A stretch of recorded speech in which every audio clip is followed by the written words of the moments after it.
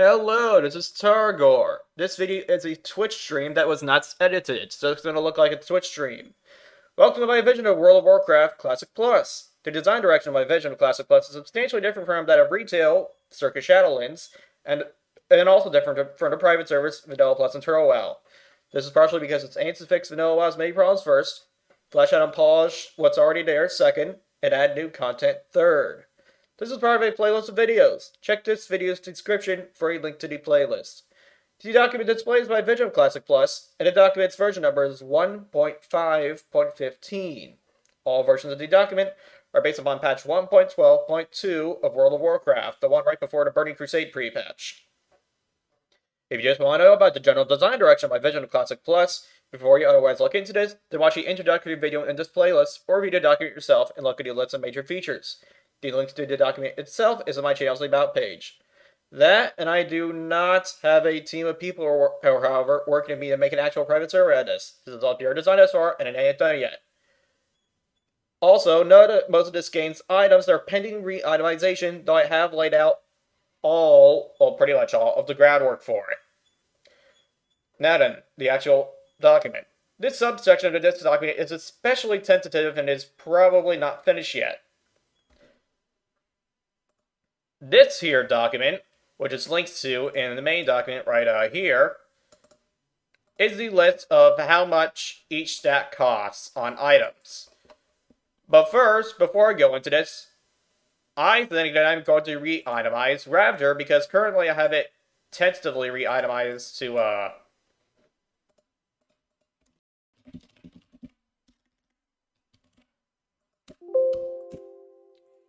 yeah, right now I just have Ravager re-itemized to, have its proc hit 6 enemies per tick and hit deal 150 to 250 physical damage per hit of 0.5% proc chance. I did not properly itemize this one, I just did this one.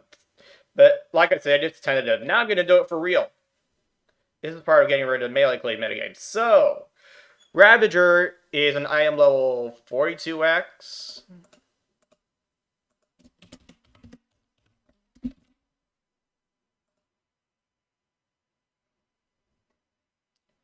Yeah, 42.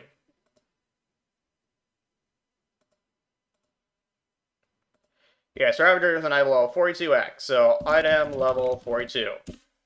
Because it is a two-handed weapon and it is blue, it gets item level divided by 2.1 itemization points, so 42 divided by 2.1. You get 20 total itemization points.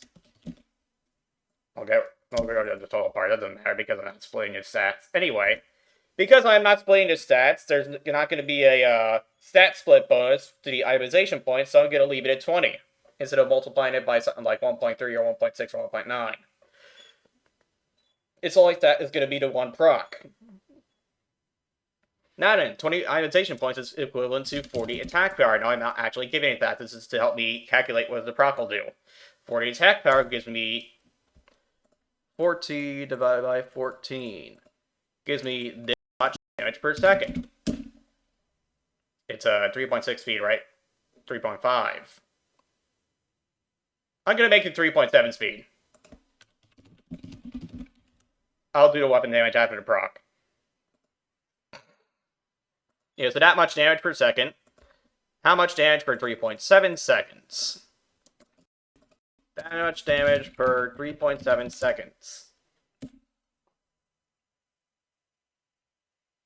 Its proc is going to deal AoE damage divided by 4.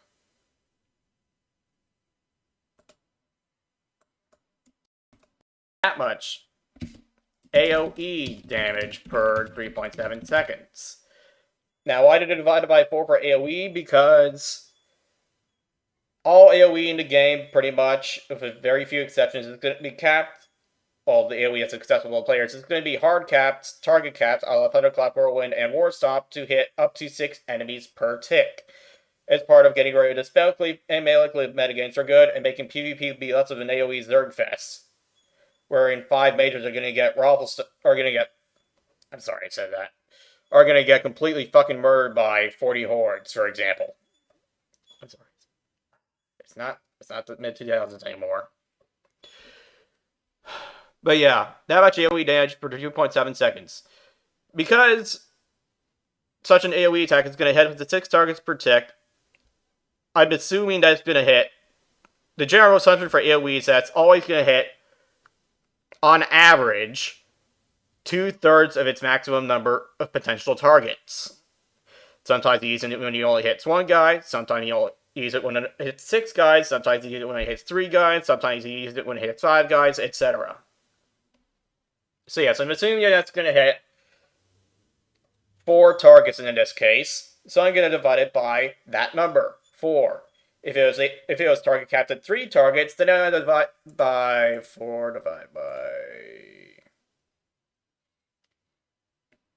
3 times 2. I divide by 2.6 repeating instead. Anyway, this much AoE damage per 3.7 seconds. Now, what do I want the proc chance to be? How about 3%? So that's times 100 divided by 3. This much damage per proc. 3% chance.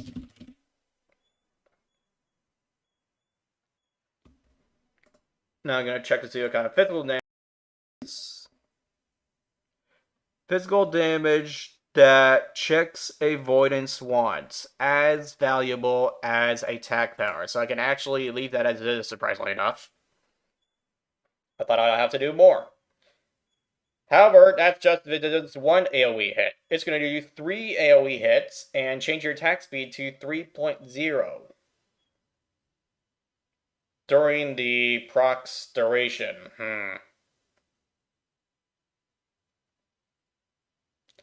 Now, what do I do here? This is a particularly complicated thing that I haven't worked with before. Just kind of working with the numbers.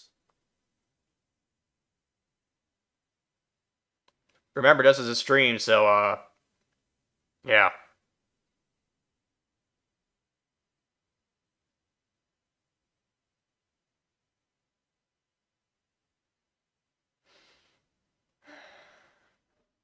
Okay, I'm thinking of something. I'm thinking of something. 3 divided by 3.7 times this. During the proc, your attack speed gets changed to 3.0. That much damage per tick of the proc, 3 AoE hits per proc. 71.5 damage can be converted into a damage range of 1.1. I'll just give it a 1.1. Nah, 1.2. I'll give it a 1.2 damage range. So, 71.5. Proc changes attack speed to 3.0 for its 9-second duration. 7.5 damage per hit after rounding. So yeah, 1.2 damage range. Excuse me, 1.4.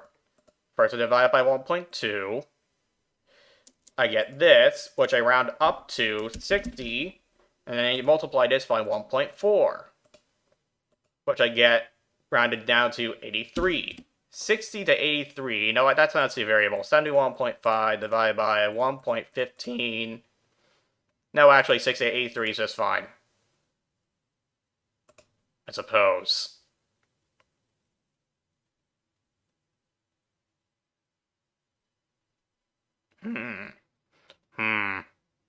Yeah, 60 to 83 damage.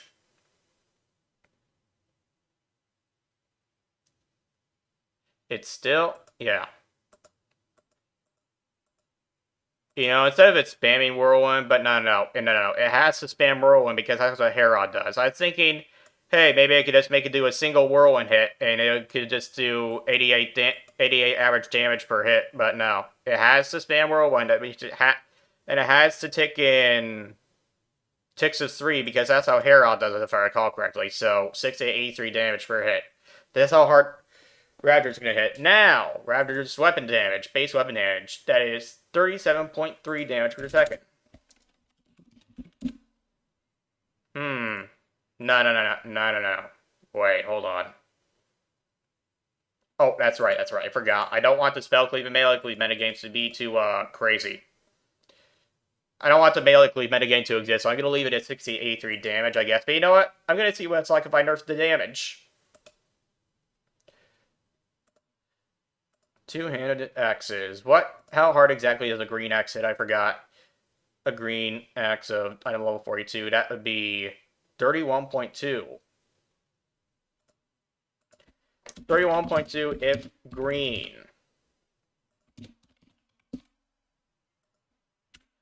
I do have the option to sacrifice base weapon damage to gain more itemization points. And I think I'm going to do that. So, 31.2 damage per second. 37.3 minus 31.2. 6.1 damage per second.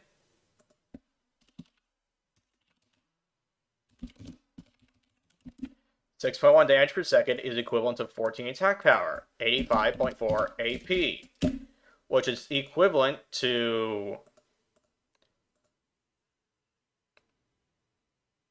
170.8 itemization points. Wow, wait, that doesn't seem right. 61, no, 6.1. Oh.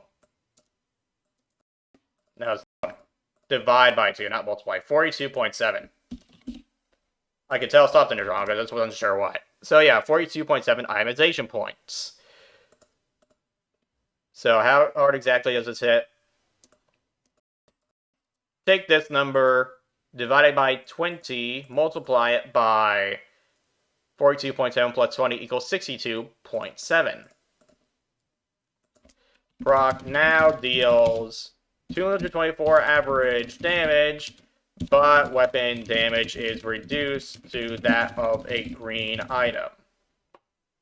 That's much more like it, but, you know, I'm not sure if I want to actually sacrifice that many itemization points. So you know what? I'm just going to subtract less itemization points, and, excuse me, I'm going to sacrifice less base damage for itemization points instead.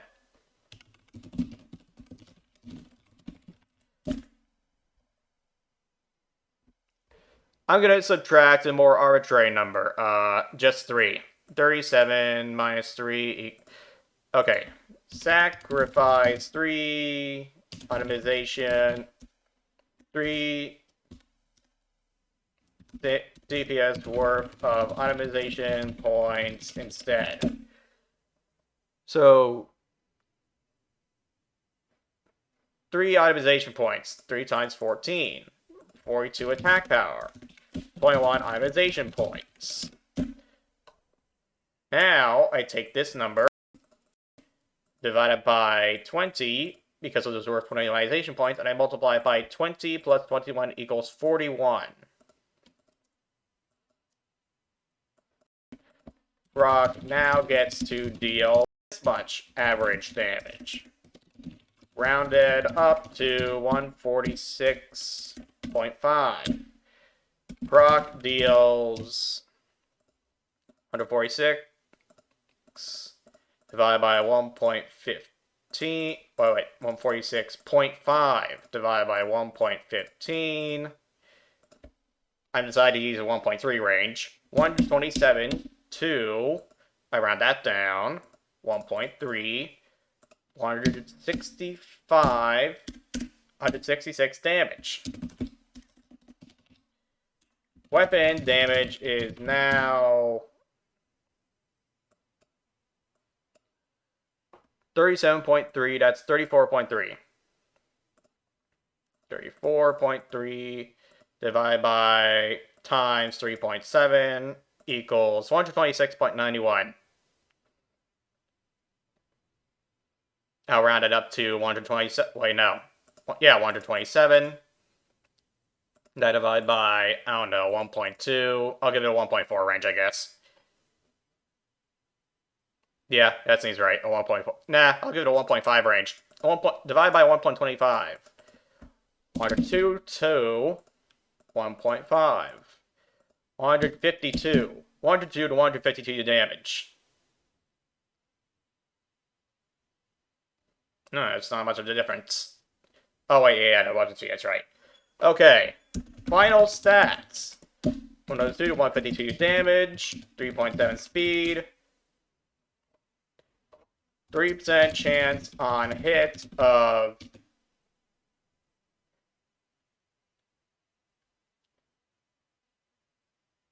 proccing, Ravager, of triggering.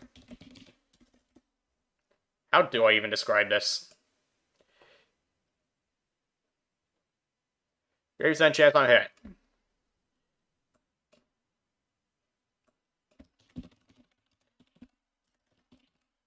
Is H capitalized? No, H is not capitalized.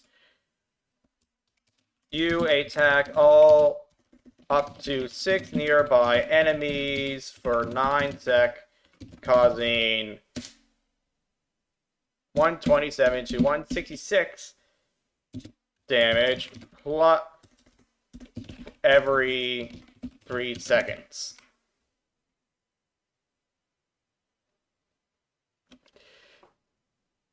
Yeah, and those are all the changed stats for Ravager. I'm going to put that in a thumbnail in the video description. Excuse me, in the thumbnail for the video. Alright, now then. So, the actual itemization formulae.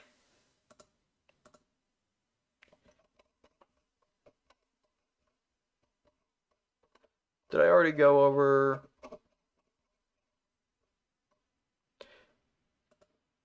Okay, so now to actually go over the reverse engineered itemization formula document. So, this all has to do with how many sets you're allowed to put onto a single item as a game designer.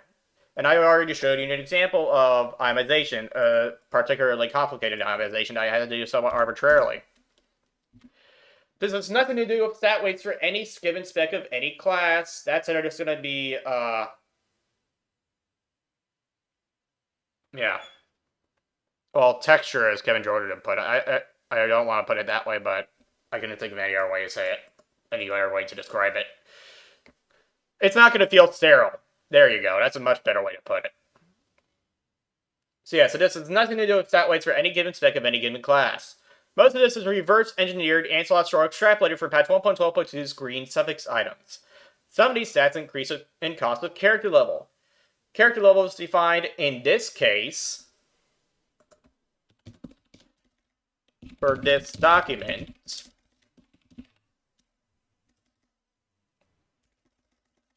In this case, is the item's item level. If I say for this document, then you're probably going to think I also mean this document, but I don't mean this document, I just mean this one. Anyway, character level in this case is defined as the item's item level minus 5. Or it's based on the minimum profession level, if I need to use it to assign the item level. Or it's based upon the relevant quests level, if it's a buff instead of an item. Chests, armor, legs, hats, and two-handed melee weapons get item level divided by 2.1 base itemization points if they are blue items. Gloves, boots, belts, and shoulders get item level divided by 2.5 base itemization points if blue. Ranged weapons and relics get item level divided by 6.75 base itemization points if blue. Trinkets get item level divided by 3 base itemization points if blue. Design note, this one is arbitrary because I don't actually have any consistently itemized vanilla items to go off of for that one. Like, at all. Period. So I just had to make up an arbitrary number for that one. Amulets, rings, cloaks, and bracers get item level divided by 3.71 base itemization points if blue. One-handed melee weapons get item level divided by 5. Yeah, one-handed melee weapons get item level divided by 5.25 base itemization points if blue. Not 4.2, but 5.25. I came up with a number something like 2 years ago, and I can't remember why. But I'm very sure that I will run into some sort of problem with one-handed melee weapons being too powerful if I increase it back to item level divided by 4.2. So I'm just going to leave it at item level over 5.25. I trust my conclusion. I just don't remember how I got there. Anyway, I would definitely be able to tell you why if I actually rehearsed for this video, but I didn't. Anyway, moving on. Shields and offhand throws get item level divided by 3.5 base itemization points. It would be item level divided by 3.71 itemization points instead, like it is in vanilla WoW, but I want one hand plus offhand frill / shield to have as many combined itemization point as a single two-hander has of the same item level and item quality. Whereas item quality means green, blue, epic, etc. If an item is green, then it is treated as if its item level is 6 points lower than if it was a blue item, which also affects its of its same item level, which also affects its base damage, armor, and / block value. If an item is epic, it is instead treated as if it is 6 item levels higher than if it was blue. And if legendary, instead it is 12 item levels higher than if it was blue. This part is actually a change from vanilla. Legendary items, as far as I could tell, were treated as epics, except they just had orange names and Crazy Proc or something like that. Well, not really Soul Cross, but Thunder Fury and then a T-Shed as auras. Anyway, moving on. All the below statements of how much stat each item,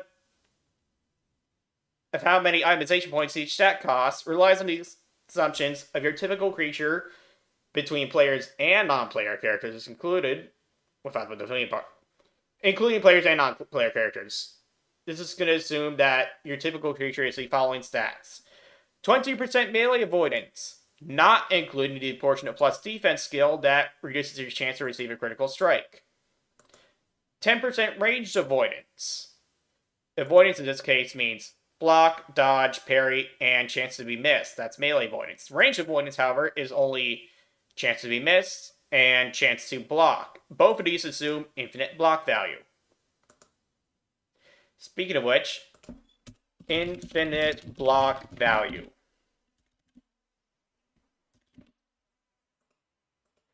However, I forgot why I'm not counting for crit reduction here, but I'll leave it as is. It's also going to assume that the NPC is 15% melee and 15% weapon critical strike chance for melee and ranged attacks. Critical strikes from weapons deal double damage, and from other physical attacks. 15% spell crit. Spell critical strikes deal normal damage plus 50%. 15% to all resistances. Level-based resistance gets added to this to become 19% before being accounted for. 4% level-based resistance, which just gets lumped into resist all. 40% physical damage reduction from armor, which actually might have been a bad assumption to make outside of level 40 plus enemies. I'm not so sure about this yet, however.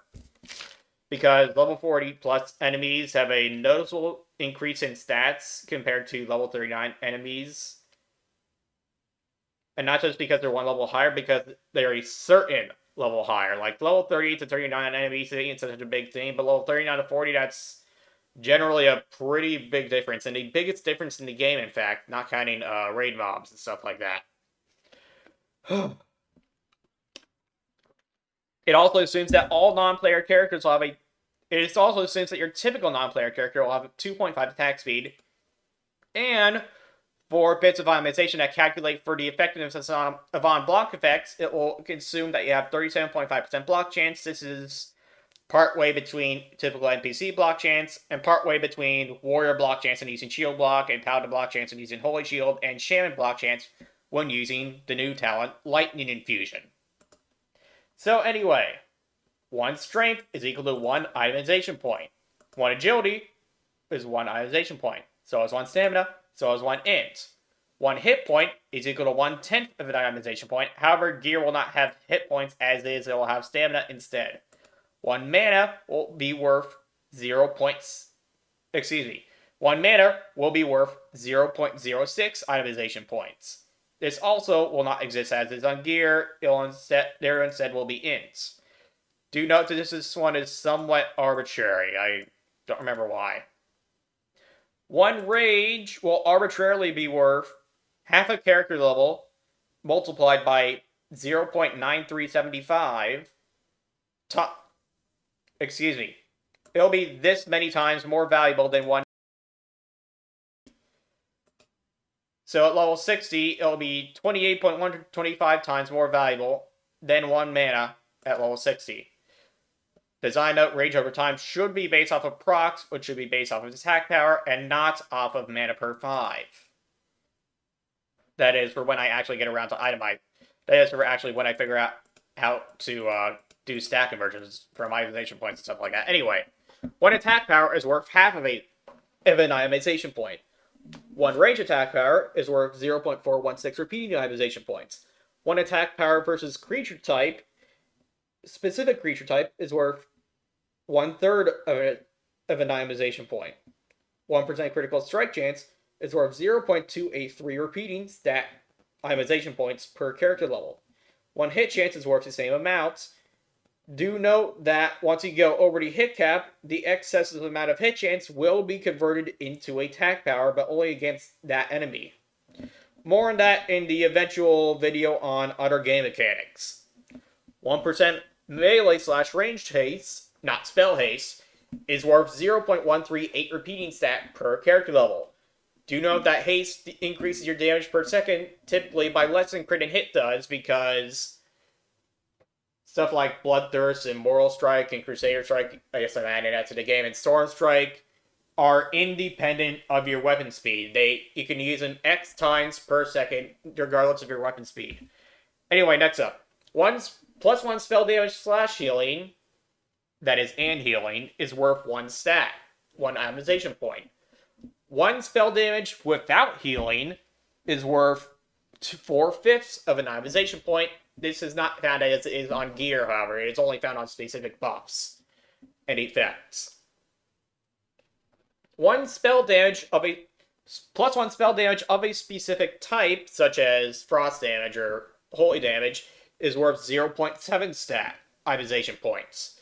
1 spell damage versus creature type is worth 2/3 of an itemization point. I have not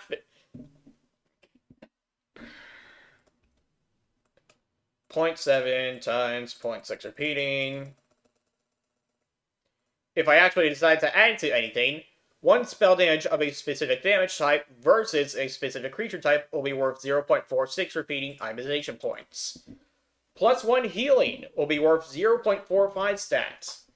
1% spell crit will be worth 0.283 repeating stat per character level. Design note: this one does account for talents, and it seems that all players who care about it will have an average spell critical multiplier of 200%.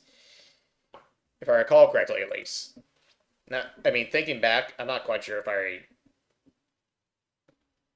thought that when I was... No, I remember now. All these stats have to be based on sugar, that's right, so this one actually doesn't matter. Spell crit has to be as valuable as crit because this stat's value is related to this stat's value, and this one's value, and this one's value, and this one's value, and this one's value, and to a lesser, and this one's value, and this one's value, and this one's value, and this one's value, and this one's value, and not necessarily range or melee weapon skills, or professional stealth skill, or self-detection skill. And it's also related to the values of all crowd controls. Anyway, moving on. Yeah, so I guess this one's kind of arbitrary. 1 spell hit is worth 0.28 repeating. 0.2083 repeating stat per character level. Design note: this becomes spell damage if you go over the hit cap, just like regular hit chance becomes attack power if you go over the hit cap. But again, only versus the enemy that you're hitting. 1 spell haste is worth 0.283 repeating itemization points per character level. Unlike melee/range haste, spell haste is more expensive because spell casting speed is not in... Because how many spells you can cast, it just works differently. For reasons that I already mentioned when I was going over regular melee plus range haste. Anyway, 1 mana per 5 is worth 2.536231884057971 stat. Now you're probably thinking, how did I come up with that crazy number? Well, here's how. In order to get the value of HP 5, I calculated this. First I took 1 itemization point, then I converted it to attack power, then I converted that much attack power to damage per second, then I converted that value to damage for 5 seconds, Then I converted that value to healing per 5 seconds. Then I converted that value to healing that cannot crit per 5 seconds, which is equal to how many health per 5 one itemization point will give you. So this is somewhat arbitrary because it is not accounting for life storage, but then again, life storage is only there in the first place because health per 5 was not good enough in the first place. Moving on. I forgot to zoom in on this. Let's scroll through it slowly in case you didn't read it. This is what I wrote as Reitemizing Ravager. And these are the final stats for Ravager. The ones that are changed anyway. Anyway, moving on. One health per 5 is exactly as valuable as 1 man per 5. Oh, I already checked, that's right. If I recall correctly, this is not more expensive than NP5 in order to make sure that extra people find health per 5 to be useful at all. One individual resistance penetration equals 1 stats. By individual resistance penetration, I mean stuff like fire resistance penetration, frost resistance penetration. Those are two different individual resistance penetrations. One resists all penetration, however, is worth 1.538461538461538461 itemization points per resistance all penetration. I'm going to see if I can remember how I got that number. 1 times 1.3 divided by 2, 1 over x. Yeah, that's how I got it. Why did I multiply 1.3? Because 1.3 is the stat splitting bonus that you get when you have two different stats. If I actually rehearsed this video, I could tell you why I could just do math the way I did it to actually get this number, but as far as I can tell, it's pretty balanced the way that is. Anyway, 1 point to 1 resistance equals 1 stat. I'm pretty sure that comes from World of Warcraft items. However, I'm pretty sure that comes from the suffix items, straight from the suffix items. However, do note that rings in particular, suffix rings, had 33% more resistances on them from suffixes than other items do. I forget why. Or was it the other way around? It was one of those two. Anyway, plus 1 armor is worth 1/10 of an itemization point. 1 armor penetration is worth 0.1194 repeating itemization points. The 4 is what repeats, not the other numbers. Armor penetration is limited strictly to procs and unused effects. And short buffs, but not long buffs. Most armor penetration from items will go to waste in 40-man raids due to class-specific sources of armor penetration, reducing the boss's armor by most of its armor, actually, if not all of it. Hopefully not actually all of it. Anyway, but really close to all of it, that's fine. Anyway, 1 defense skill is worth 0. By the way, I am very aware that the more armor penetration you have, the more effective each additional point of armor penetration is, and the more armor you have, the less effective each additional point of armor is. Because math. I could do some math here to just prove it to you, but I don't feel like it. You can do that yourself. Anyway, 1 defense skill equals 0.416 repeating stat per character level. However, if it is on a two-handed weapon, then it is instead 1/3 of an itemization point. 0.03 repeating per character level if on a two-hand. I forgot the 0.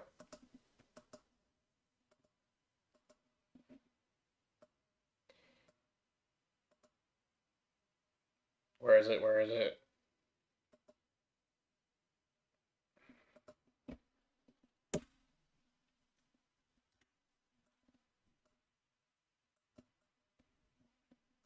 Redesigned Ravager's proc. Well, I haven't actually written that in the document yet, but I'm about to.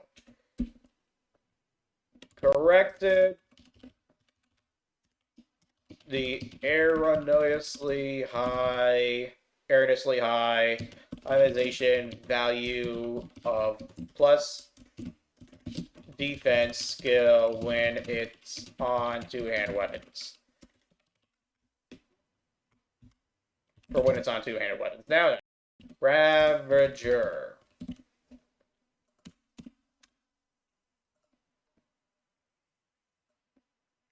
Ravager will be changed to be 3.7 speed, have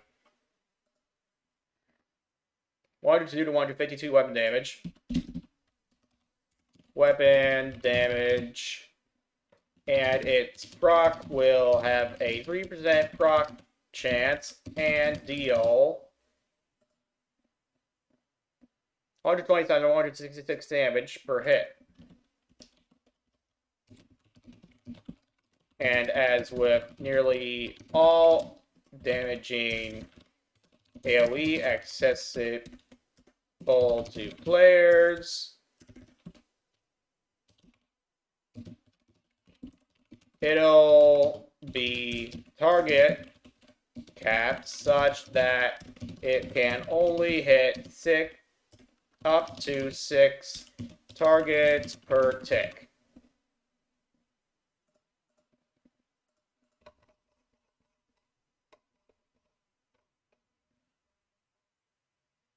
Oh, this is going to be a long video. Okay. So yeah, one block chance is worth 0.05 repeating stat per character level. 1% dodge or crit reduction, I already explained a crit reduction is a component of the defense skill, is worth 0.208 repeating stat per character level. 1% parry chance, do note that it gives you parry haste after you parry, 40%. Unless I changed it to 40%, I forgot. Let me check. Parry haste. How about just parry?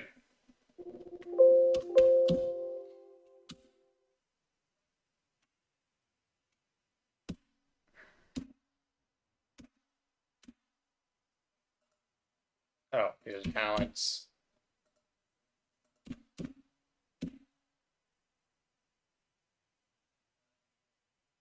The haste 2 damage parry.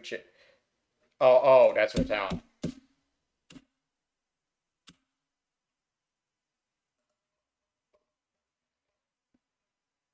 Yep, I did not change the way the parry haste works. Okay, good. I only changed it for hunters in particular. I remember now. I only change it for hunters when they have certain talents. I remember now. Okay. So, moving on. Yeah, one parry chance is worth 0.361 repeating stat per character level. Do note that it gives you 40% haste for your next melee attack after the parry, stacking to a maximum of 0.5 attack speed. So the slower your weapon, the more useful parry is in case you get multiple parries in a row, which is probably going to be the case if there's a ton of low-level guys hitting you at once, which is of particular concern for AoE farming warriors and paladins. So moving on. +1 to 1 or more range weapon skills, 0.18 repeating stat per character level. You know, I already said this. +1 to 1 or more melee or ranged weapon skill. Excuse me, +1 to 1 or more melee and ranged weapon skills is worth 0.0416 repeating stat per character level. Do note that only low level set bonuses melee plus melee weapon skill on them anymore. All +2 all weapon skills still cost 0.25 stat per character level. Wait, it does? That can't be right. You know what? That doesn't matter. Doesn't matter because it's not going to have plus all weapon skills on it anymore.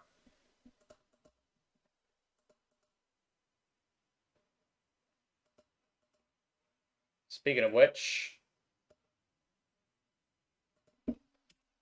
remembered to delete the outdated entry for how many itemization points plus all weapon skills costs. Yeah, I was supposed to get rid of that one a long time ago, and I deleted a whole bunch of stuff for that change, but I forgot to delete that particular bit of parentheses. Anyway, +1 to a profession skill equals 0.0 equals 0.03 repeating stat per character level. So does one stealth skill. Do note that 5 stealth skill is 1 character level's worth of stealth skill, of the ability to not be seen in stealth. So, like, when a level 59 rogue levels up, he gains 5 stealth skill instantly. And if he. Yeah. Also, 1 stealth detection skill is worth 0.03 repeating stat per character level. Again, 5 skill is worth 1 character level's worth of stealth detection. So if a level 32 warrior hits level 33, he gains 5 stealth detection skill. And of course, stealth skill and stealth detection skill are hidden stats, by the way. And stealth detection skill is very rarely found on items and has a hard limit of plus 10 per item. 1 stealth skill is very rarely found on items as well, and has a hard limit of plus 5 per item.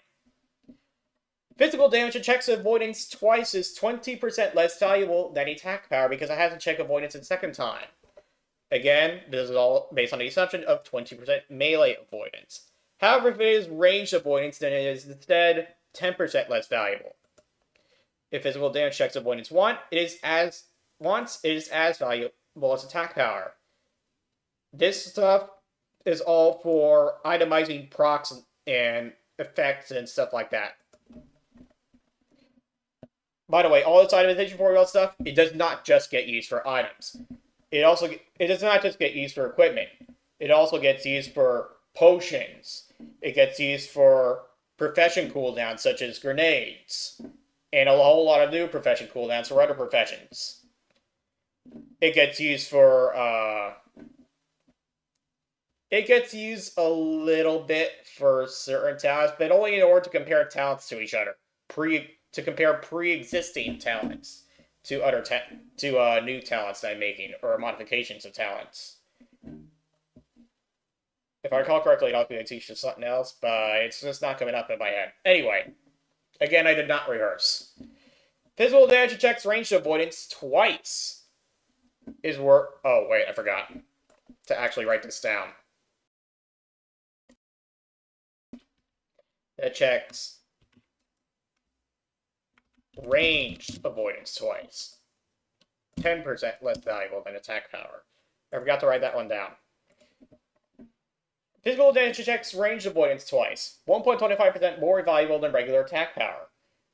Though I question if I should be comparing that to ranged attack power. No, wait, I should. That's right. I should not be. Because the real thing to be worried about here is ranged avoidance, not ranged attack power yet. I'm not sure what I was thinking when I put that in parentheses. Physical damage and checks range avoidance once is, as opposed to regular avoidance, it's 12.5% more valuable than regular attack power. Physical damage that does not check avoidance is 25% more valuable than attack power. Because 1.2 divided by that. No, that's not it. That's not it. You take 100, 20% of the attacks miss. What do you have to multiply 80 by to get 100? That is 1.25. By the way, here are all the mathematical proofs for the damage type comparisons. They're completely rock solid. I could not find any problems with it, no matter how. And I tried pretty hard to. You can pause the video there if you want. You can just go back there and pause the video there if you want. Anyway. Well, except this is switching. But I'm going to post this on YouTube later. Anyway. Physical damage does not check avoidance. It's 25% more valuable than attack power.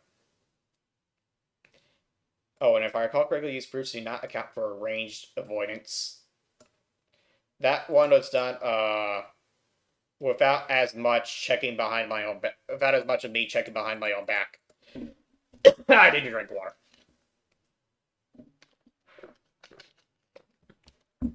How long is this recording gone? 44 minutes. So yeah, physical damage does not check avoidance is 25% more valuable than attack power. Elemental weapon damage, such as the 1 to 5 frost damage or so that Ice Blade Hacker deals, and a bit of nature damage that Venom Strike from the bow from Lord Serpentis steals, that kind of non-physical weapon damage is 43.34375% more valuable than attack power if it checks avoidance. Otherwise, it is 68.75% more valuable than attack power.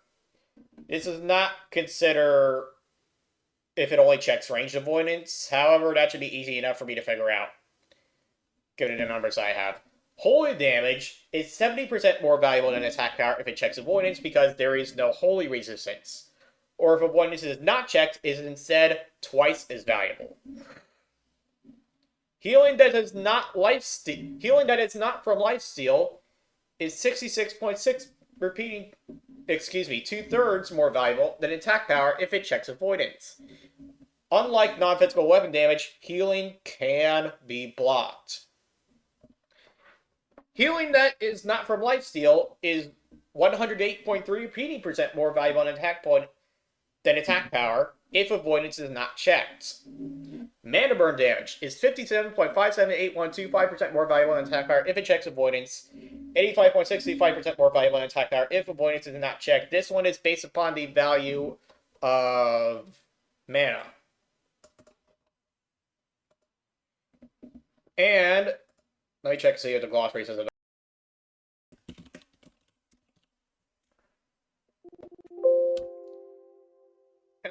If it is mana burn damage, that means that unless otherwise specified, it is shadow damage that reduces your current mana by up to half of the total damage dealt.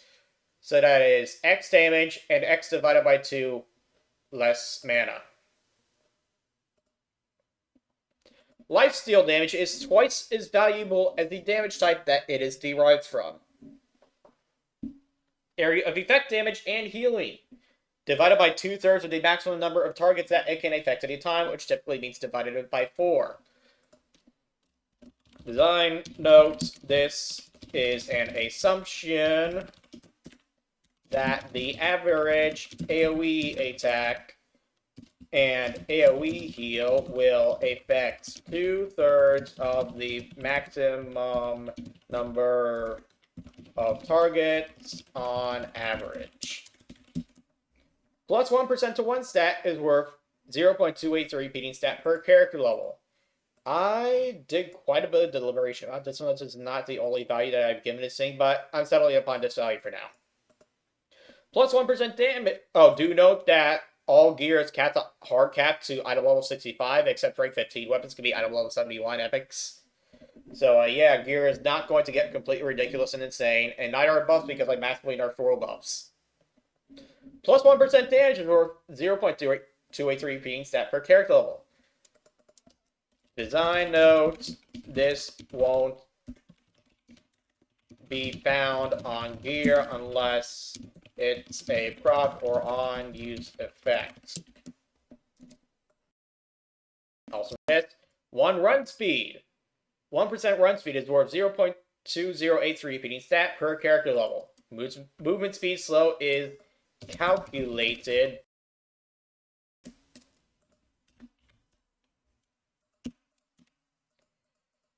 and again, this will not be found on gear unless it is a proc or on use effect. Not even the run speed on boots enchant. That one's removed from the game. I actually completely revamped every single enchanter enchant in the entire game.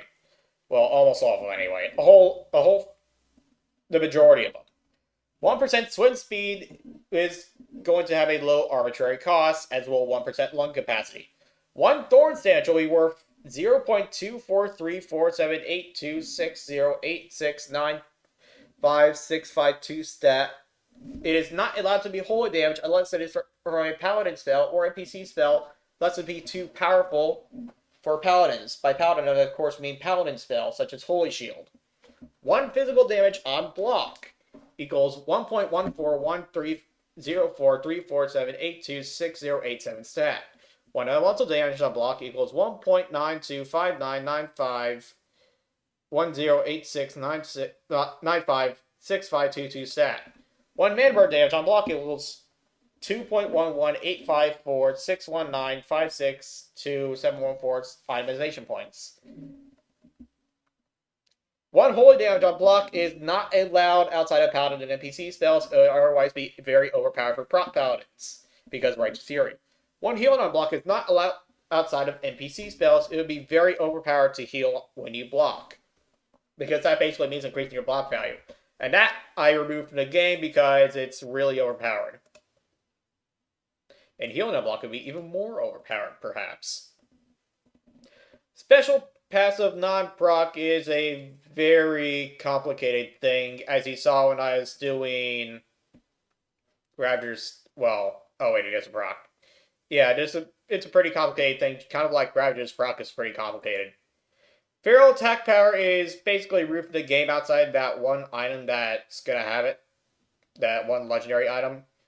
There's also only one item that has bonus block A. It has 5 of it, and is a legendary item. But I got these two in a different video. Those two items, the one item that has this and one item that has this. Stat penalties are mostly removed from the game in order to keep min-maxing on a leash. I don't want people to for example, I do not want people to sacrifice 100 stamina to get 100 more strength so that they can hit harder and raise, because offense is king, and offense will break the game if I allow it to break the game. 1 second of mind control that is not channeled per minute is worth 0.694 repeating stat per character level. Design note: to value this in relation to most crowd controls is arbitrary. 1 second of stun or channeled mind control per 1 minute, or 1 stun to spell per 5 minutes is worth 0.52083 repeating stat per character level. 0.694 repeating times 60 equals 40.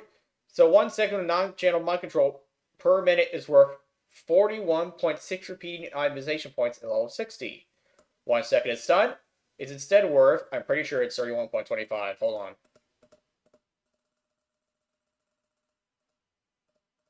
Yeah, 31.25 itemization points. Do note that the panic, like from General Dracostat's Conflagrate, counts as a stun, because it's basically the same thing. It just makes you run around in circles too. I mean, except it makes you run around in circles. Well, actually in random directions, but might as well be in circles. 1 second of fear per minute, or 1 fear dispel per 5 minutes is worth 0.43402 repeating stat per character level. 0.43402 repeating times 60. That is 26.0416 repeating. Now, off of the top of my head, non-channeled mind control is exactly twice as valuable as most crowd controls. Arbitrarily. Fear is arbitrarily 25% more valuable than most crowd controls, and stun and channeled mind control are arbitrarily 50% more valuable than most crowd controls. However, these crowd controls are not so arbitrarily itemized, because they're all based off of disarm, and this one is not arbitrarily itemized. Any more than hit chances, anyway, because the value of disarm is based off of the value of 1% hit chance, and thus of negative 100% hit chance, which basically means you're disarmed. So anyway, 1 second of incapacitation, disorientation, sleep, charm, banish, disarm, silence, or unbreakable root per minute, or 1 dispel of one of those per 5 minutes is worth 0.3472 repeating stat. 0.3472 repeating times 60 equals 20.83 repeating itemization points per second of incapacitation, disorientation, sleep, charm, banish, disarm, silence, or unbreakable root per minute, or that many itemization points to get 1 dispel one of those per 5 minutes. 1 second of polymorph or breakable root per minute, or 1 dispel of item per 5 minutes is worth 0.260416 repeating itemization points per character level. This is exactly 75% as valuable as that, which means 15.625 itemization points at level 60. X% debuff resistance can be extrapolated from X seconds of debuff per minute. For example, 5% stun resistance will cost exactly 93.75 itemization points at level 60 I forgot exactly how to do the extrapolation, but I don't feel like doing it right now. However, I can use this exact result to make sure that I get the exact same number, make sure that I get the formula down if I next time I decide to do it. Next time I decide to use that. 1% spell failure for 1 second per minute can be extrapolated from X seconds of silence per minute. 100% because 100% spell failure is basically a silence. What is spell failure, you might be asking? Well, the glossary goes over that too. Spell failure. A creature with spell failure will have a chance upon casting any spell for the spell to fizzle and incur the global cooldown, but not the spell's regular cooldown. All sources of spell failure, except for that from the talent Lightning Infusion, will stack additively to a maximum of 100%.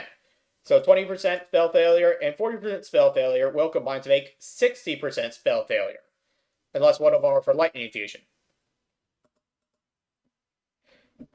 If an effect will friendly fire if friends are within range, increase total itemization points by 50% arbitrarily. If an effect is intentionally not reliable, which is subject to interpretation, then plus 1/3 itemization points for the stat. This is arbitrarily assigned. And again, unreliable is subject to my interpretation. An example of this are the Earthly Weapon enchants that give you a proc per minute effect that makes your next critical strike within 9 seconds deal a bunch of bonus damage, because those 9 seconds after the proc might elapse the fact you actually getting a critical strike. If an effect has a 5% chance to backfire, it gains plus 1/9 itemization points. If it has a 10% chance to backfire, it gains plus 25% itemization points, 1/4. If it has a 15% chance of backfire, plus 3/7 itemization points. 20% chance of backfire means 2/3 more itemization points. If it's a 25% chance of backfire, double points. If it's a 30% chance of backfire, plus 150% itemization points. If it's a 35% chance of backfire, plus 233 points of repeating percent itemization points. If it's a 40% chance of backfire, plus 400% itemization points. I need water. If it's a 45% chance of backfire, plus 900% itemization points, that is, multiply it by 10. If it has a 49% chance of backfire, plus 4,000% itemization points. If it has a 50% chance of if it has a 50% or higher chance of backfire, then it will have an arbitrary amount of itemization points, because no matter how many itemization points I assign to it, it will never be a net benefit, unless, of course, you're at really low health. Speaking of which, I'm not going to actually give anything other than Magic Dust a backfire chance above 30%. Speaking of which, Magic Dust is being nerfed to have a 50% chance to backfire. I'll be going over that in the next video, if I recall correctly. If I recall correctly, it's under the proc / on.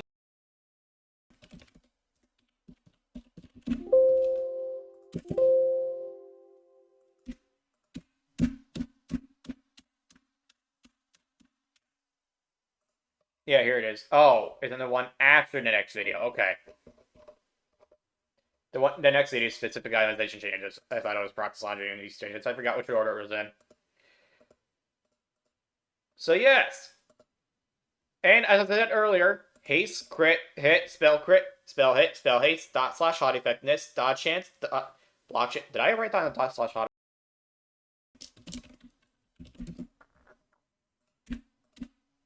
Oh yes, 1% / hot effectiveness equals 0.2083 beating stat per character level. What is this, you might ask? It is a new stat that just makes your dots and hots hit harder outright. It does not make them, instead of making dots or hots crit, and instead of making them tick faster, they just deal more damage or heal for more, because I thought that making them crit or tick faster would feel too much like Wrath of the Lich King. I do not want this game to feel like Wrath of the Lich King, so I just made that up instead, because it's really the only other option I have if I don't want to use either of those two things. In order to have an extra stat to work with for Arcane Mages, Affliction Warlocks, and Shadow Priests when designing their items. Otherwise, they're not really going to have enough items to work with, enough offensive stats to work with for them. And their items are going to feel very, very samey if I don't have that set in the game. Anyways, haste, crit, spell hit, spell crit, spell hit, spell haste, dot slash light effectiveness, dot chance, block chance, parry chance, defense skill, weapon skill, plus % damage, plus % run speed, and all crowd controls, including slows, are all related to each other concerning their itemization point costs. A change made to any of those must be made to all of those, except block chance and parry chance can both be changed if the only obligation to accordingly change the other one. That is, if I change block chance, I must also change parry chance. If I change parry chance, I must also change block chance. So long as the value of defense skill is not accidentally changed as a result. Here are some mathematical proofs as to why I value the different damage types as I had. The following assumes that the relevant creature's block value is sky high for the sake of simplicity. You can deal 1,250 raw physical damage that checks avoidance twice. It'll first check avoidance to become an average of 1,000. That is, on average, 80% of the attacks hit and 20% of them don't hit. Deal no damage, so an average of 1,000. Then it'll check avoidance again to become an average of 800. Then it'll go through armor, which again, 40% physical damage reduction from armor is the assumption for all creatures for itemization. Outside of very specific circumstances, perhaps. Then it goes through then that 800 goes through armor to become 480. You can deal 1,000 raw physical damage to check avoidance once. The first check avoidance to become an average of 800, and then you go through armor to become 480. You can deal 987.65432098765543 raw physical damage to check range avoidance twice. Oh, I did account for range avoidance, I forgot. It'll first check avoidance, only miss and block, to become an average of 888.8 repeating, and then it'll check it again to become an average of 800, and then it'll go through armor to become 480. You can deal 888.8 repeating raw physical damage to check range avoidance once. It'll first check avoidance, again only miss and block, to become an average of 800, then it'll go through armor to become 480. You can deal 800 raw physical damage. That does not check avoidance. It'll go through armor to become 480. Just like all the other ones, become 480. You can deal 697.1677559912854 elemental weapon damage. That is, fire, frost, arcane, shadow, or nature, but not holy. Not holy. And it'll go through avoidance, cannot be blocked by the way, to become an average of 592.592 repeating, and then it will go through level-based resistance, and it assumes 15% non-level-based resistance, versus that damage type, 19% total, to become 480. You can deal 592.590 repeating elemental damage, and then it'll go through level-based resistance, and it assumes 15% non-level-based resistance of that damage versus that damage type, 19% total, to become 480. You can deal 588.235294117647 holy weapon damage, and it'll go through avoidance, cannot be blocked, but again, to become an average of 500, and then it'll go through level-based resistance to become 480. And finally, you can deal 500 holy damage, and then it'll go through level-based resistance to become 480. Again, I haven't mentioned this yet, but the only resistance that applies to holy damage is level-based resistance. And of course, plot type damage immunity and invulnerability effects, but those will count. Concerning these mathematical proofs anyway. Yes. Now moving on. Every item space, weapon damage, armor, and block value, barring penalties to them, are always excluded from itemization point calculations that concern other stats and do not themselves cost itemization points that other stats can make use of. So an item space weapon damage, free stat. An item space armor, free stat. A shield space block value, free stat. They all cost 0 itemization points and are not accounted for when determining how many items a stat has for itemization. How many stats an item has for itemization, excuse me. When an item has all of its budget put into a single stat, the stat stays as is. When an item has all of its budget split evenly between 2 stats, according to vanilla green suffix item itemization, then it may have 30% more overall stats than if the same item had all of its budget put into a single stat. That is, the item gains 30% bonus itemization points. If it has 3 stats and it's evenly split, then 60% more itemization points. If it has 4 stats and it's evenly split, 90% more itemization points. If it has 5 stats and it's evenly split, 120% more itemization points. If it has 6 stats and it's evenly split, 150% more itemization points. If it has 7 stats and it's evenly split, 180% more itemization points. If it has 8 stats and it's evenly split, they already say 8, 210% more itemization points. When an item has multiple stats and an uneven stat split, its bonus itemization points will be reduced. That is, these bonuses will be reduced based upon how lopsided the stat split is. For a 50-50 split, the item, as mentioned before, will have 100% of its bonus itemization points. That is for an even split. If an item has 2 stats and has a 60-40 split, 80% of its bonus itemization points, the bonus gets reduced by 20%. If it's a 70-30 split, the bonus gets reduced by 40% to 60%. If it's an 80-20 split, the bonus gets reduced by 40% to 60%. Excuse me, it gets reduced by 60% to 40%. If it's a 90/10 split, the item will have 80% less bonus itemization points, so 20% of the normal bonus itemization points. And of course, this part doesn't even matter. However, items with 3 stats are more complicated. I'm not going to go over this whole freaking document for this video. However, I will go over this here. An example of the damage calculation for Dark Iron Bomb. This is exactly what I did to calculate how much damage Dark Iron Bomb is going to deal. Actually, I'll go over that later. Auras, like the aura from Runeblade of Baron Riven there, actually a better example is the aura from Headmaster Charge. I mean, I did change Runeblade of Riven there to have an aura instead of its vanilla equip effects. But yeah, like Headmaster Charge, that's something you're more familiar with. Auras shall be itemized such that each aura shall count as a single stat. And that particular one stat shall have the itemization points allocated to it be multiplied by 2.2 and then be divided by 3.3 repeating instead of the expected 5 because auras do not always affect 5 players and Electro minions.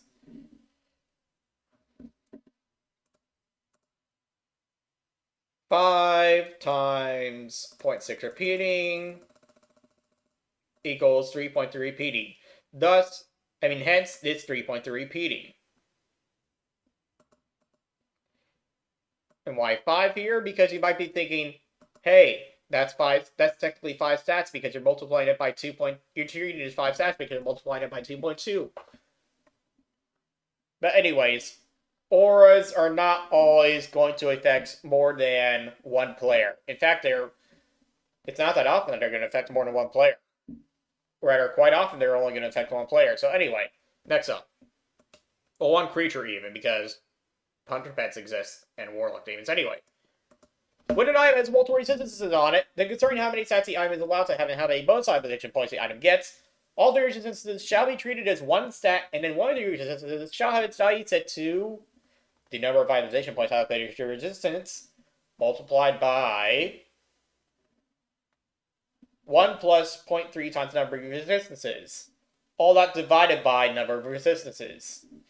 And then the other resistances on an item shall be set to that value, and the value that one of the resistances would have if it was the only resistance on that item. Did I just say and then, or and the value?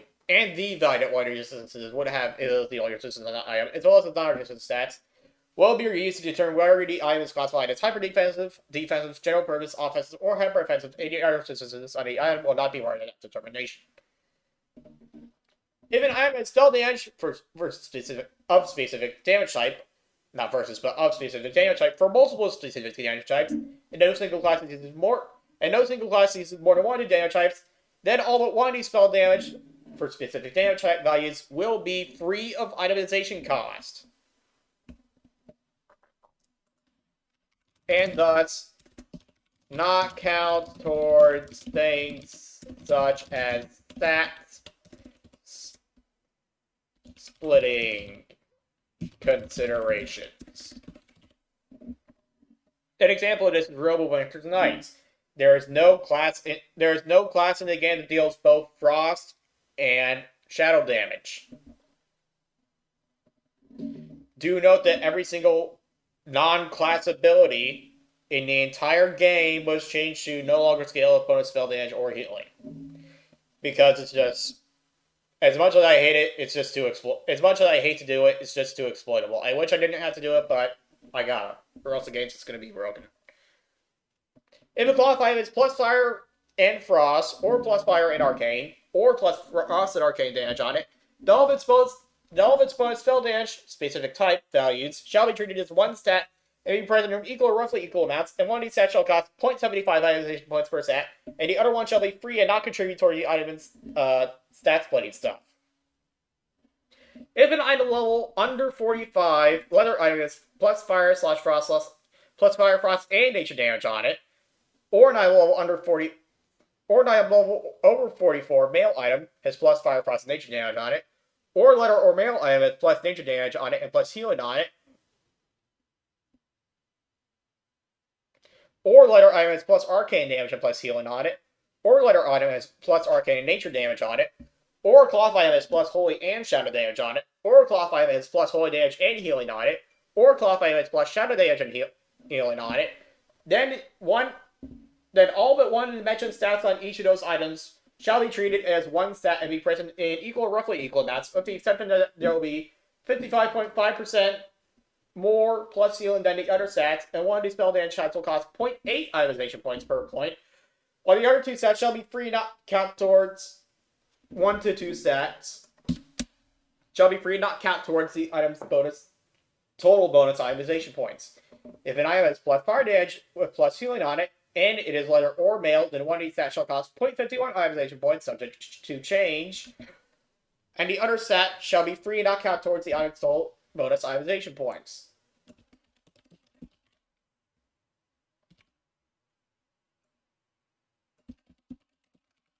This is based on the value of the spell. This is based on the value of how much shamans value bonus fire damage. And this is based upon how much shamans value bonus frost damage. And this is based upon how much shamans value fire and frost damage.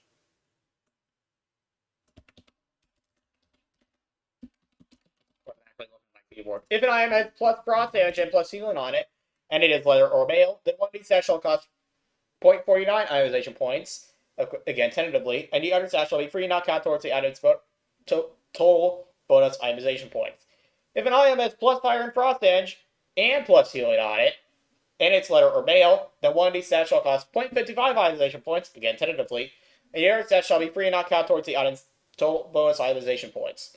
No item shall have plus fire, frost, and nature damage with plus healing on it, nor shall any item have plus arcane and nature damage with plus healing on it, nor shall any item have plus holy damage and healing if not cloth, nor shall any item have plus holy and shadow damage with plus healing on it, outside of special exceptions if any, because in those cases,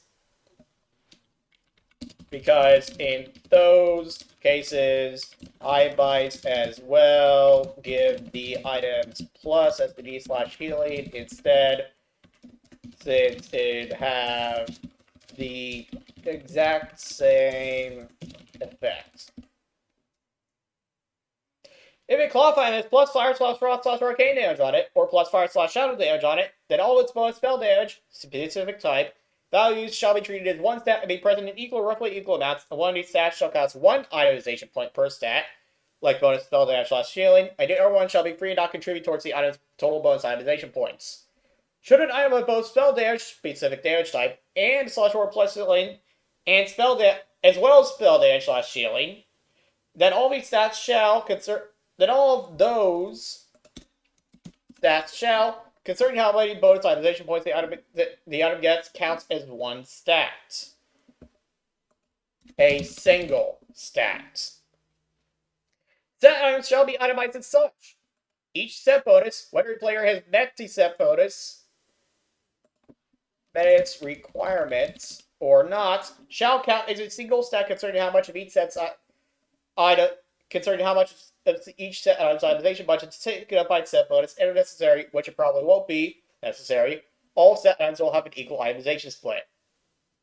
But only if it needs to. Only if it needs to in order to work out. Actually, I'm just going to delete that part. It probably won't be necessary. Furthermore, if an item gets multiple set bonuses, then the item's set bonuses will all be treated as one stack concerning how powerful the set bonuses are and how many bonus itemization points are involved. Let's set set bonuses be too powerful.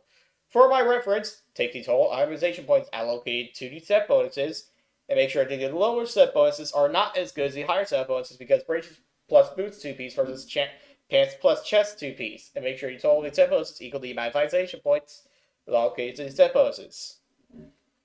As mentioned earlier in this video, braces and boots do not have as many itemization points as pants and chests.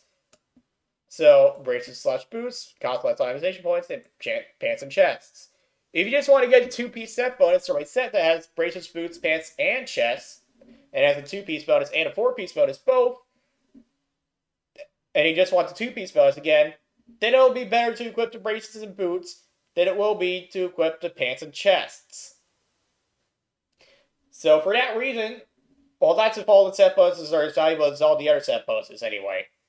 So for that reason, I'm going to make sure that the lower set bonuses are not as good as the higher set bonuses. Lower meaning requires less items, higher meaning requires more pieces of a set. And lower meaning requires less pieces of the set. Anyway, weapons may sacrifice base damage, but not base weapons slash armor slash shields may sacrifice base damage, but not base armor or black value. How did I forget to type that? To gain bonus itemization points equal to the amount of attack power that it would cost to bring its damage back up to what it was before.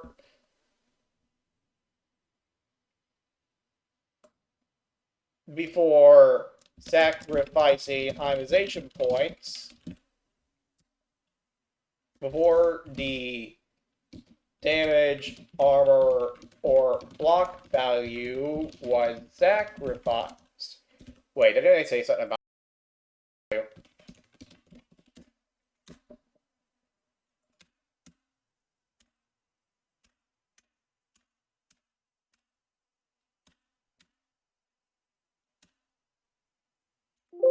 No, that must have been a change from a previous version that I undid. Okay, forget I said that. Yeah. So anyways, before the damage, block value, or armor was sacrificed, so long as all the itemization points gained from such a sacrifice are spent on offensive non-caster stats that do not benefit from items other than the item that has its itemization point sacrificed,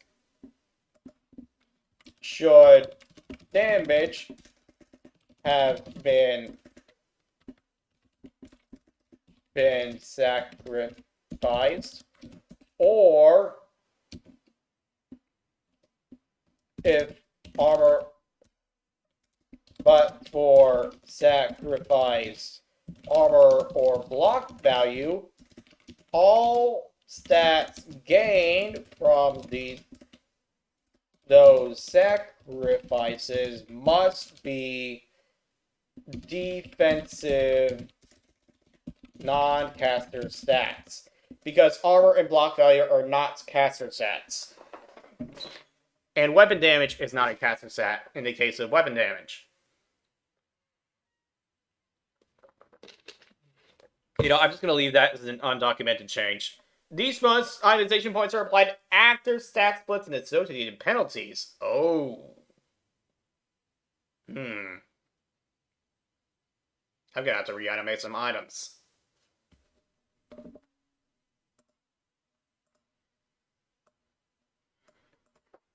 Bonus itemization points from sacrificing weapon damage. It's actually not very many items I'm going to have to re-itemize, because almost everything that I piece the itemization formula on are secondary pet stats, buffs, and profession buffs. Profession cooldowns such as grenades. But I haven't itemized very many actual items, actual equipment. Very much actual equipment. Anyways. Sacrificing weapon damage, armor, or block value are applied after stat splits and associated penalties, and are evenly distributed across the item's stats.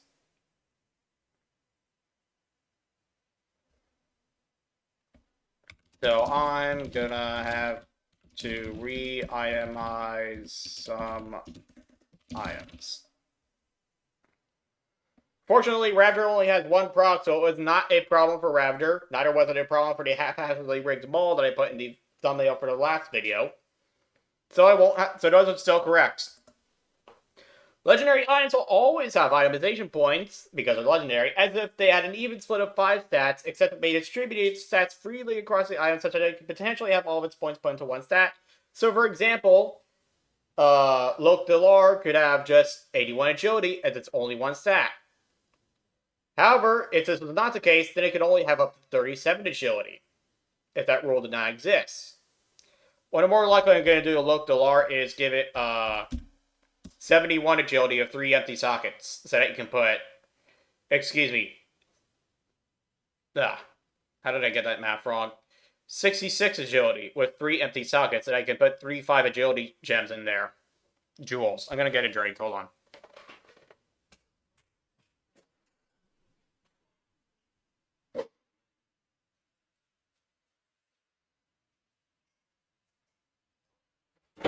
It's going to be a long stream and video.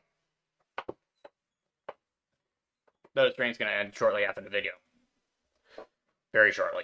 Anyways, procs that check avoidance twice, such as that of Black Hand Doomsaw, will be calculated normally, but procs that only check avoidance once, such as that of Bleeding Crescent, will have their damage reduced by 20% due to an assumed 20% of avoidance, due to an assumed avoidance of 20% being bypassed.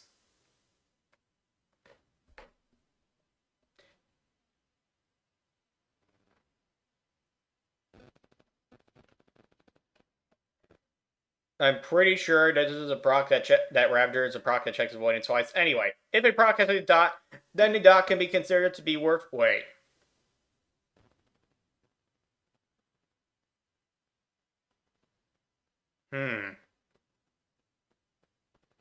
Moving on. If a proc has a dot, then the dot can be...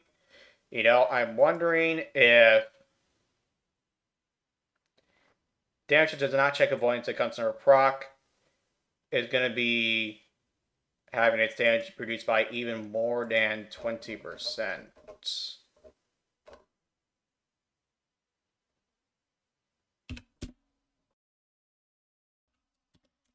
Design notes, go back and verify if that is ought to be the case. If so, then I might have to re-itemize a lot of profession stuff.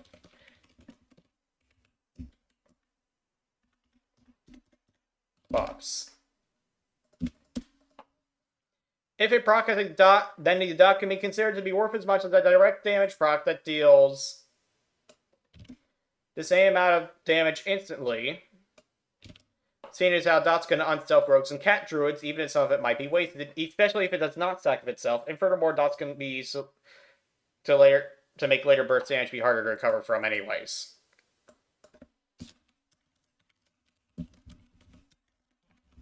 Regardless. An AoE proc's value... I already wrote that. If a profession's buff has one... Hold on. Profession cooldown. This design document has something called profession buffs / profession cooldowns. These are, according to the glossary that I wrote, are specific combat altering bonuses and /or abilities that are not tied to equipment that primary professions grant to player in order that aren't necessarily tied to equipment that primary professions grant to player in order to make engineering not be the end-all be-all best profession in the entire game by leaps and bounds. Such buffs include a permanent bonus to a stat, an activated ability of some sort, or the ability to use an item or ancient that requires having the profession at a specific level or higher, and possibly with a specific profession specialization, in order to make use of it in the first place. When I say not necessarily tied to equipment, I mean there's stuff like Goblin rocket helmets and Gnomish universal remotes. Those are equipment. Belt reinforcements that leatherworkers craft are also equipment. Embroideries that tailors craft on your, if I recall correctly, shirts are also equipment. Moving on. And both of those went chance, by the way, required the respective profession of whichever profession specializations you use. Yes, I made tailoring specializations. Lunar and fell tailoring. The on-use effects of non-profession, but yeah, that'll be for a later video. If a profession's buff / cooldown has one option, then it'll have its normal budget, which is 1.25 itemization points per character level. If a profession has a few options for its cooldowns that are not easily switched between, then it'll have 90% of the normal budget, which will not reduce the PvE portion of their budgets. I have actually abided by this, and I'm about to write when I was itemizing everything, but I forgot to write it down.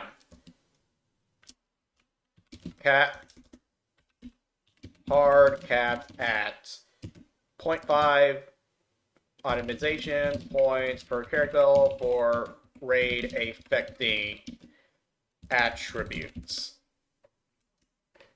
For raid affecting stats. While the rest goes, if applicable, to PV non-raid affecting stats. If a profession's cooldowns have a few options that are easily switched between, then it'll have 80% of its normal budget, not reducing the PvE portion of their budgets. If your professional stuff has many options that are not easily switched between, then it'll have 80% of their normal budgets, not reducing their PvE portion of their budgets. Engineering gets 75%. If your profession's buff has many options that are easily switched between, then it'll have 70% of their normal budgets.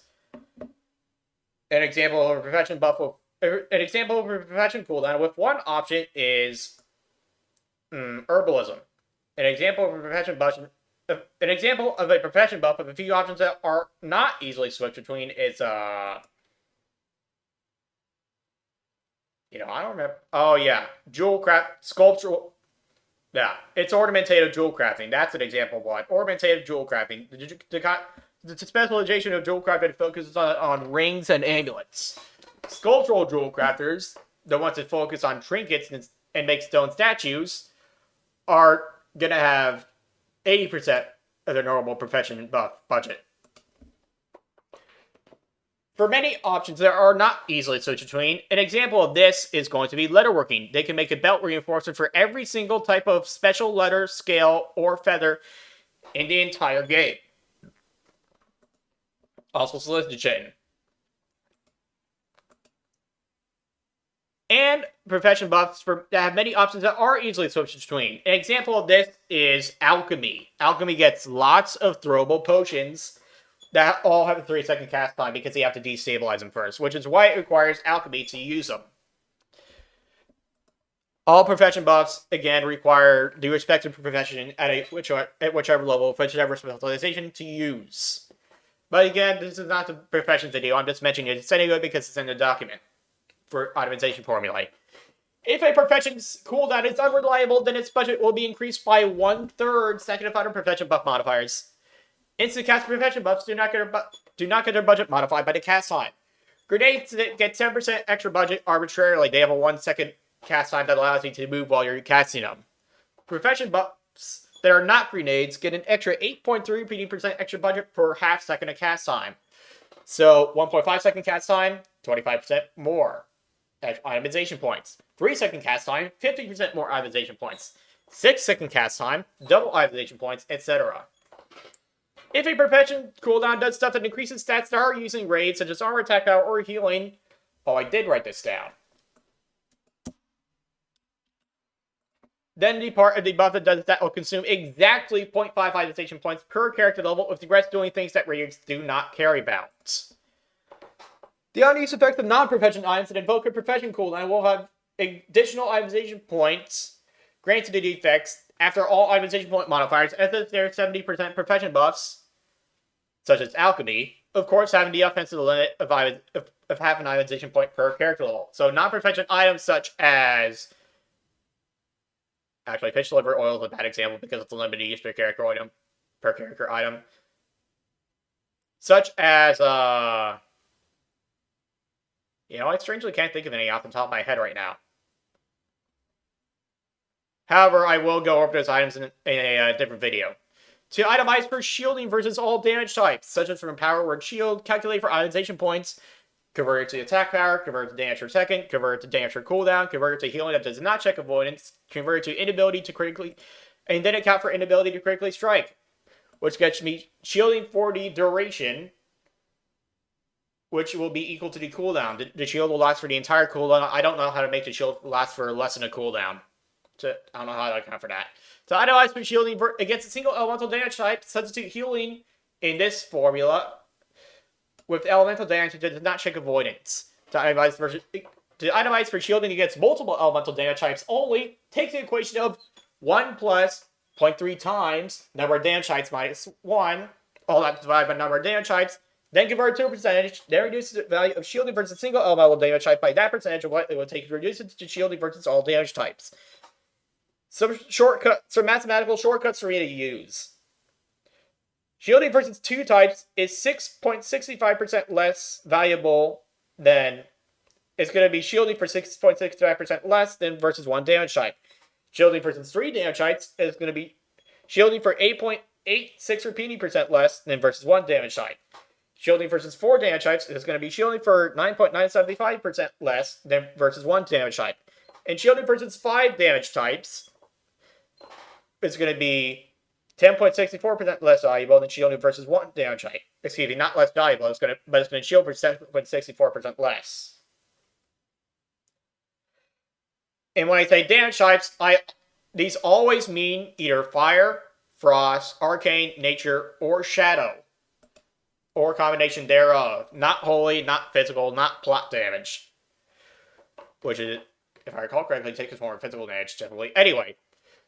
Not suffocation damage, etc. There should not be any form of temporary shielding that includes physical or holy damage without also including all other damage type except its arbitrarily automated NPC abilities, if at all. So the above does not account for physical or holy damage being included among those damage types. There's also fall damage. Yeah.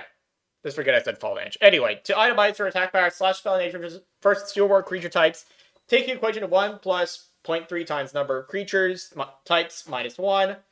All that divided by number of creature types, then convert it to a percentage, then reduces the value of the attack power / spell damage versus 1 creature type by that percentage of what it would need to be decreased by to be regular attack power / spell damage.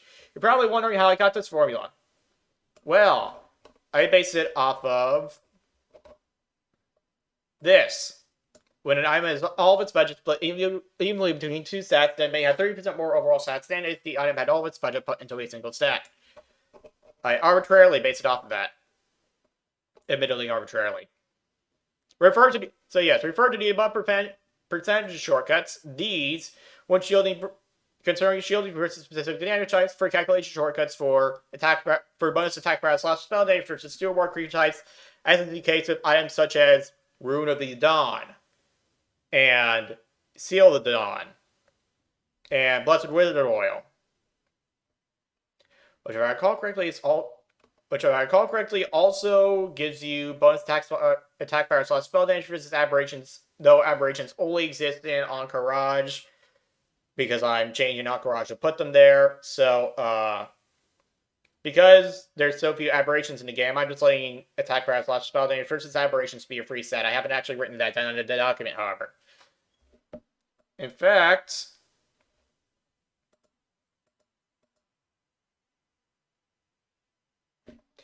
Design note, if versus aberrations is paired with versus other types, then I can ignore versus aberrations concerning stat splitting stuff.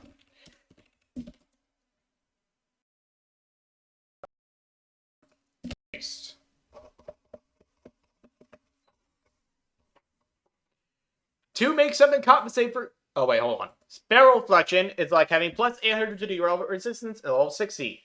800 plus 800 to resistance. If resistance was not capped, would give you 200% resistance to a damage type. For this arbitration, 100% is used to make you not get affected by the spell, and the other 100% is used to make the spell reflect. Is used to make the spell affect the enemy instead of you. So spell reflection costs an accordingly high amount of itemization points. Like I said, to make something compensate for critically striking like a spell instead of a physical attack, multiply it by 1.069767441860465. To make something compensate for not being able to critically strike in the first place, multiply it by 1.15. Or why 1.15? Because that is 1 plus this 15% crit / 15% spell crit.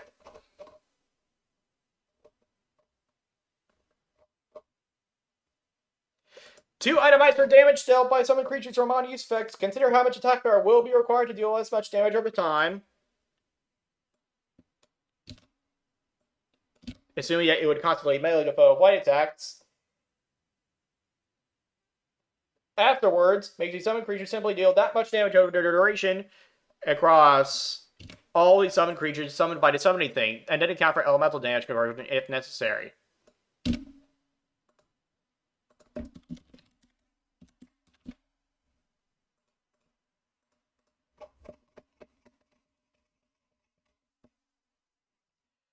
If it deals spell damage or heals the summoned creature, then base it off of attack power and not spell damage or healing, and then convert it from attack power to spell damage or healing, its value.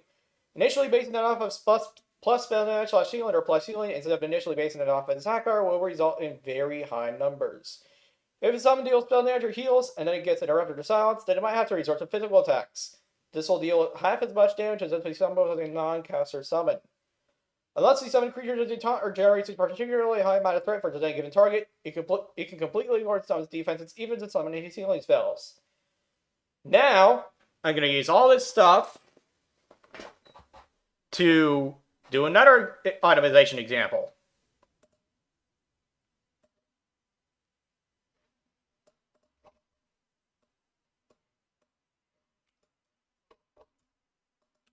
Banthok Sash, because I just thought of that.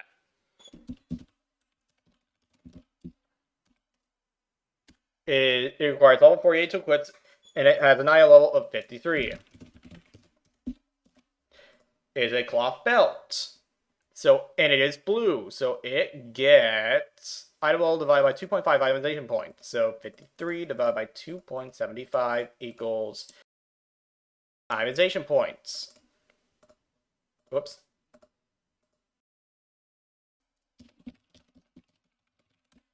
I'm gonna make it have 4 stats and be a general purpose item with a 30-30-20-20 split, which is like a 60-40 split. It's gonna be borderline offensive. Actually, I'm gonna make it 55-55. I'm gonna make it 55-45, which is gonna be 55 divided by 2. 27.5 / 27.5 / 22.5 / 22.5.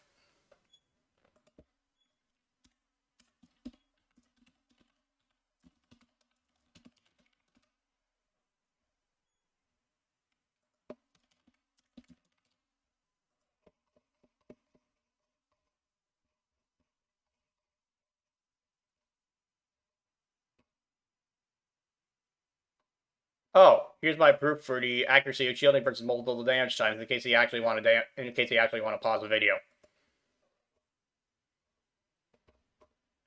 Okay, here it is.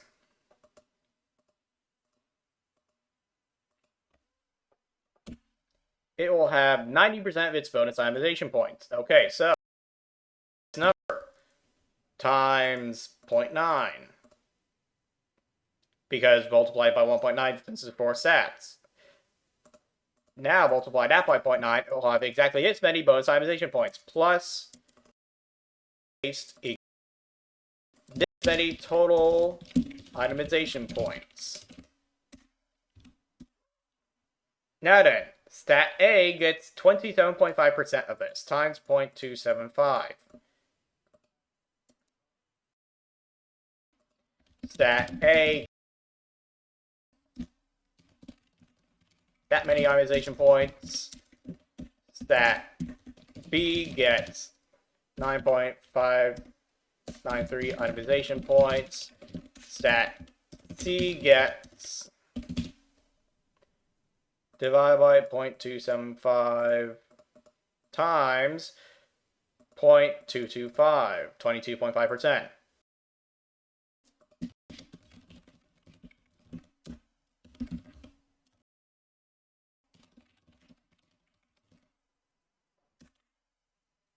So now to spend stat A on something. A pretty random stat. What could I pick here? Oh, I'll scroll up and see what there is to pick. I suppose I'll pick spell hit. Okay, fine. I'll pick spell hit. Nah, I'll pick spell crit. Make it different. Or maybe I'll just pick spell hit. 0.2083 repeating stat per character level. In this case, character level was item level -5, so that will be 48.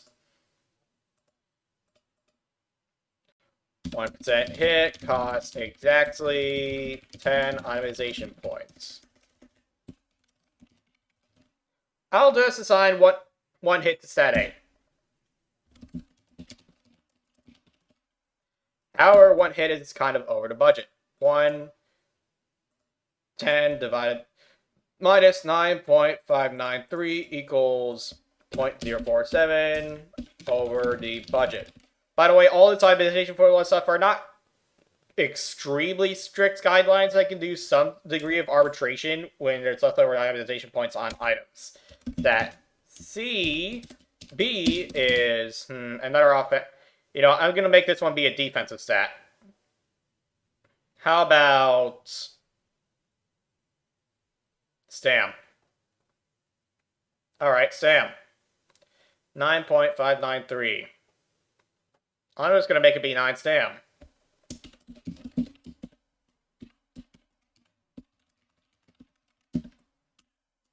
That C is.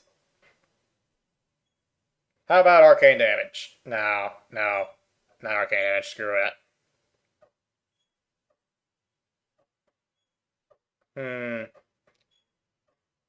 I don't know. Spell resistance penetration.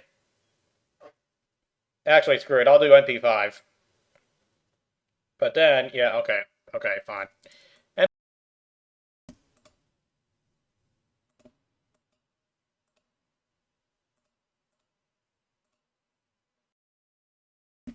Times 3 equals that.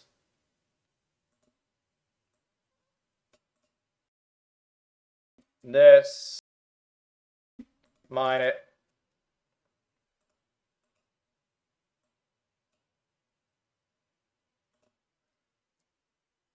this many points on under. Plus 3 MP5. That many points under the budget.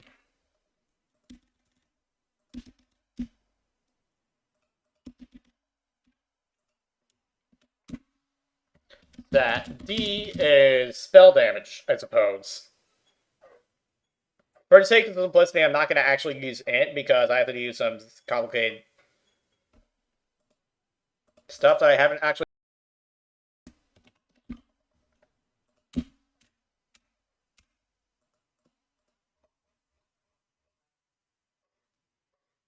Like this here said that 12% of int counts as offensive for non-healers. And I don't want to go over the stat split for int right now. The proper stat split for int. So that stat D is going to be, I guess I'll just make it bonus spell damage. Plus a SP/healing. 8 minus this equals over budget. So 0.407 over budget minus 0.593 under budget minus this plus this much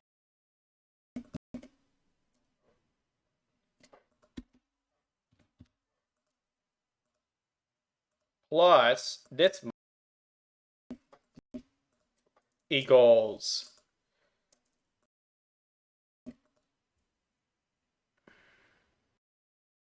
this many itemization points are unspent.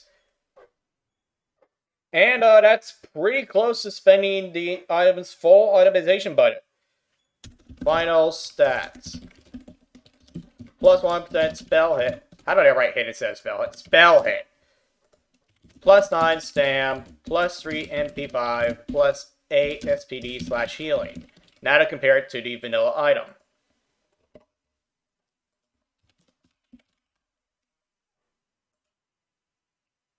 Oh, it's item level 54. I accidentally reduced its item level by 1. Because I went off of memory. Oh, well, I'm just going to have to make it be 1 item level higher, but you know what?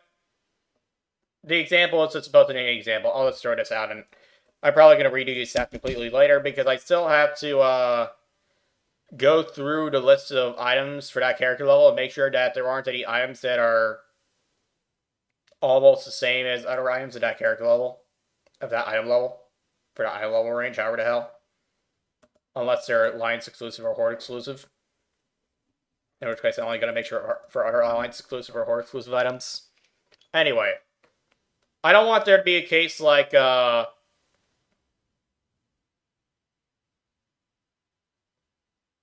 Ashkandi Great Sword of the Brotherhood versus Claymore of Unholy Might, where it's almost the same item. Basically. Do not want there to be any cases like that, like there was in vanilla. Anyways. That was a lot of stuff to go over for the itemization methodology document. Excuse me, for itemization formula document. Now, here's a method that I'll generally use to determine whether or not an item should be changed in the first place, and for what purpose it should be changed. This methodology will not necessarily refer to the next section, specific itemization changes. If an item is an item level 63 blue or item level 65 epic, check to see if spec A of the class that uses the same armor class means cloth plus arms plus mail plus plate, lacks suitable gearing options for that equipment slot and armor class where applicable. If the answer to number 1 is no, then check to see if the item number 2. If the answer to number 1 is no, then check to see if the item no longer serving the spec B that it did in the past would mean that the spec B has no more suitable gearing options for that slot for level 63 blues or level 65 epics. Number 3. If the answer to number 2 is no, then prepare to, if necessary, change the item so that it suits the aforementioned spec A instead of the aforementioned spec B according to sweeping itemization changes.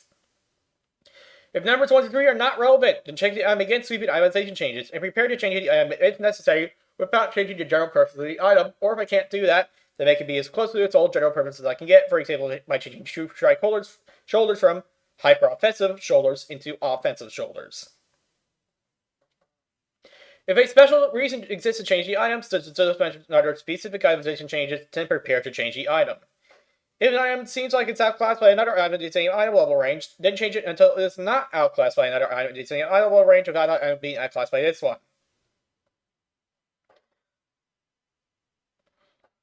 I'm not sure why I wrote that one. But I probably had a good reason for it when I did. I wrote that probably a few years ago. If a non-suffix item seems to be very similar to another non-suffix item of item level and item quality, while being of the same item type, then prepare to change the item. So this is the case with Claymore of Unholy Might versus Ashkandi Great Sword of the Brotherhood in vanilla. If an item clearly has not spent all of its itemization points or has too many, then prepare to change the item. If this is the only reason to do so, however, then I'll probably just change how many of each stat the item has instead of changing which stats the item has. And I'll try to keep the ratios about the same as before, which I probably should be doing for Banthok Sash, and I didn't think about it. Yeah, I should have done that for Banthok Sash. I forgot about this rule. This is the method that I'll generally use to allocate an item's itemization points. This methodology will not necessarily refer to items that apply to section number 3.0.7, specific itemization changes, which will be the next video. Number 1. Determine if the item is part of a set or pseudo-set of items. A set proper includes Savage Gladiator's Chain for Blackrock Depths Arena, while a pseudo-set includes Frostweave Robe and Brigadine Pauldron, and the Brigadine armor from the mail vendors, etc. Not actual sets of items, but pseudo-sets, quasi-sets, things that are kind of like sets, except they don't have set bonuses. They're all the same theme and have similar looks. Anyway, number 2, determine how many itemization points the item has. You know what?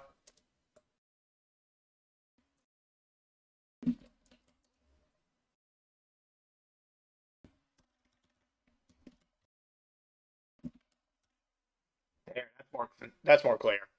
If the number 3, if the item is part of a set or pseudo-set of items, then skip step number 4 and itemize like another item in its set or pseudo-set if it would adhere to sweeping itemization changes. If it is not possible, then change the itemization of the entire set so that it adheres to sweeping itemization changes. Number 4, depending on whether or not the item level can support it, randomly select the number of different non-base stats that the item will have by rolling from 1 to X, whereas X is the maximum number of stats the type of item is allowed to have. Bonus armor counts as a non-base stat, and items that are not either hyper-offensive, hyper-defensive, or special/fighter are not allowed to have only one set on the item. Are not allowed to have only one stat on the item. Unless the one stat is a proc or on-use effect. I forgot about that part.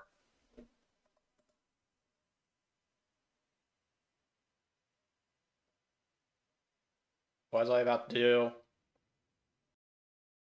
First I want to shove this in that one.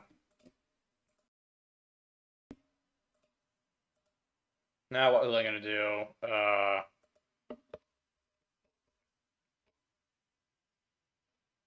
I'll slowly scroll through this in case you want to read it first, because it's kind of relevant to this video, but I don't feel like going over it.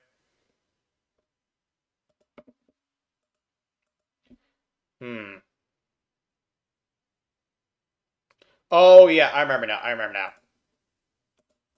I forgot to show you something in the itemization document.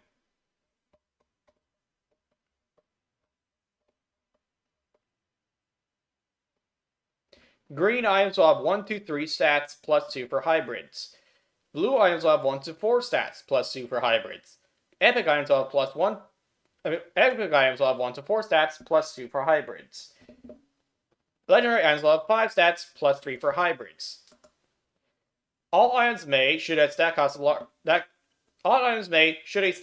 costs a large amount of itemization points on the item per point be present, have its stat allocations be liberally modified after the arbitrarily modified, same thing. I prefer to say arbitrarily. At the itemization point budget per stat has been determined by pairing the big stat with a little stat like the big stat is offensive to big stat is offensive, or defensive to big stat is defensive. However, the total itemization budget of the item should still be within half a point of what it's supposed to be. You know, I forgot what this part right here means. However, regardless, the total itemization budget of the item must still be within half a point of what it's supposed to be, if possible.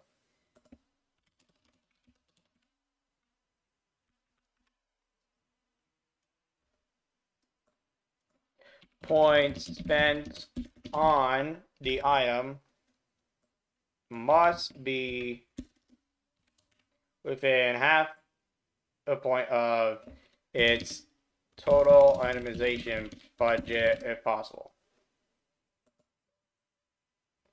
Range weapons are restricted to having 1 to 2 stats of green and 1 to 3 for other range weapons, and relics may only have 1 effect on them. They're special equipped effects. Trinkets may only have 1 effect of green, or 1 to 2 if it's for hybrids, 1 to 2 effects if blue, or 1 to 3 if it's for hybrids, or 1 to 2 effects if epic, or 1 to 4 if it's for hybrids. I already wrote this elsewhere. Some of that stuff anyway. I don't feel like going over the rest of that right now. Fuck. This is a long video already. You can just read the document if you want to know that much. By checking the link in my About page. I wasn't done with that part yet. So yes. Number 2, determine how many itemization points the item has. Number 3, if the item is part of a set or pseudo-set of items, then skip step 4 and itemize it like another item in a set or pseudo-set if it would adhere to sweeping itemization changes. Section number 3.0.5, sweeping itemization section thing there. If it is not possible to change the itemization of the entire set so that it does adhere to sweeping itemization changes. Number 4, depending upon whether or not the level of the item can support it, randomly select a number of different non-base stats the item will And by rolling from 1 to X, whereas X is the maximum number of stats.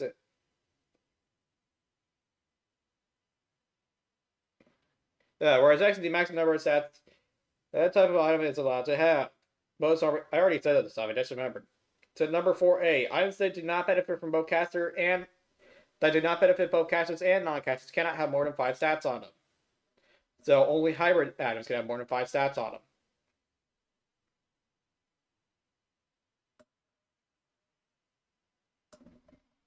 Actually, see the itemization document to see for Tarregor's reference.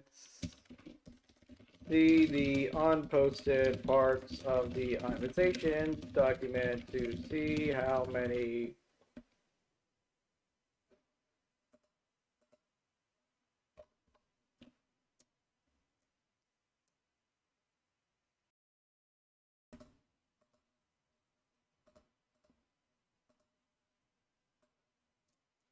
but if you're doing it.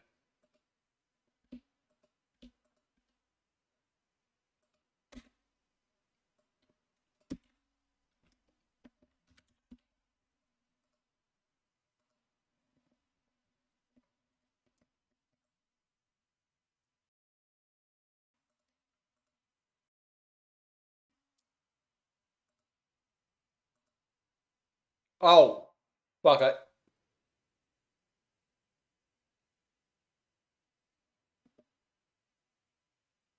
I accidentally ended stream. But not the recording. The recording's still going. Unfortunate. What did happen to my internet? Cannot access a specified channel or stream key. Oh, my internet got fucked. That or Twitch got fucked. It's more likely that Twitch got fucked. Anyway, that's too bad.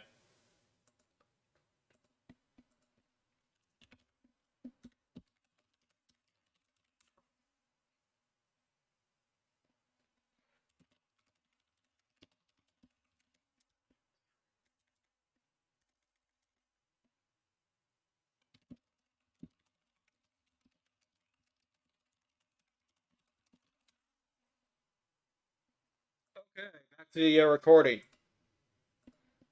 Number 5. Determine which stats are offensive for the intended spec and the other specs that benefit for the item. And determine which stats are defensive for the intended spec and the other specs that benefit for the item. Number 6. Randomly allocate the offensive and defensive stats to the item. Offensive and defensive stats to the item, including randomizing how much of the itemization budget is spent on each stat while adhering to sweeping itemization changes in the itemization form. Number 7. Compared to results thus far to other items within the time level range that could serve the same general purpose that I tried to explain before off the top of my head. If step number 6 of the other itemization methodology calls for this item to be re-itemized, we go back to step number 4 of this itemization methodology. Number 8. Can I stream again yet? Okay, good. The stream can finally restart now because Twitch stopped being shit. Anyway, back to the video. The recording. Number 8. If the item can be used for a different purpose, then by a different spec or of a different class or not, and would be significantly better at that purpose than an item that's designed for that purpose, then go back to step number 4 of the itemization methodology. Number 9, that is this step. Number 9, if the item, after comparing its name to what it does, goes against the thematics of the name, or its meaning thematic is necessitated and it's not thematic enough according to its name, then go back to step number 4. Number 10, if the item can play a significant factor in enabling spell cleave, such as cleave otherwise breaking the game, exploiting the game, whatever the hell, then go back to step number 4. For the above, these following stats generally count as offensive stats. Strength. Agility counts as half offensive, half defensive. It doesn't just give dodge chance, it also gives armor, and of course crit. Int counts as offensive for healers, by special exception. For non-healers, 12% event counts as offensive from spell crit. That's an average. That's an assumed average of how much spell crit each class gets from it on average. Well, actually, it's just close to the average. Anyway, attack power is offensive. Range attack power is offensive. If I pick this stat for itemization, roll 1 through 5. If I get 5, pick a different stat. This stat will only be picked for items that are intended to be worn by hunters. Attack power versus creature type. If I pick a stat for itemization, roll 1 through 20. If I get 2 through 20, pick a different stat. This will not be for the demon, strike against elementals and 16 voice already on the if the item is an level 61 plus green item, or not level 55 plus blue item, or not level 49 plus epic item, unless it is drinking from the Argent Dawn. This will not be the only stat. Won't be the only stat on an item if the item is an item level 50 plus for greens, 46 plus for blues, or 40 plus for epics, unless it is a trinket for the item from the Argent Dawn. Crit is offensive. Hit is offensive. If I pick a stat for itemization, roll 1 to 2. If I get 2, I'll pick a different stat. Spell damage for specific elements. If I pick a stat for itemization, I'll roll 1 through 3. If I get 2 to 3, I'll pick a different stat. If I do, not if you do. Spell damage versus X is an offensive stat. If I pick it for itemization, I'll roll 1 through 20. If I get 2 through 20, I'll pick a different stat. If I get 2 through 20, this will not be versus demons. This will not be versus Yada, etc., just like attack power versus X. Spell damage / healing is an offensive stat. Healing is an offensive stat by special exception.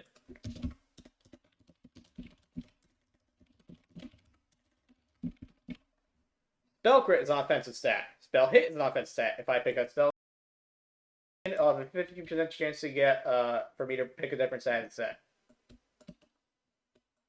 This is by picking a different stat. I do not mean, oh hey, when the game generates the item, I have a chance to pick a different stat. No, I do not mean that. The item is always going to have the same stats. I mean when I designed the item in the first place. That's what I mean, not when the item generates. It's going to be randomized when I design the item, not when the game generates the item. Spell resistance penetration is an offensive stat. If I pick the stat for itemization, I'll roll 1 through 5. If I get 3 to 5, I'll pick a different stat. Individual resistance penetration. If I pick the item if I pick a stat for itemization, I'll roll 1 through 25. If I pick it 3 to 25, I'll pick a different stat. Parry chance is half offensive, half defensive arbitrarily. It's arbitrarily half defensive and half offensive. If I pick a stat for itemization, I'll roll 1 through 2. If I get 2, I'll pick a different stat. Parry will not exist on cloth. Parry will exist over other types of opponents whenever possible on gloves or bracers.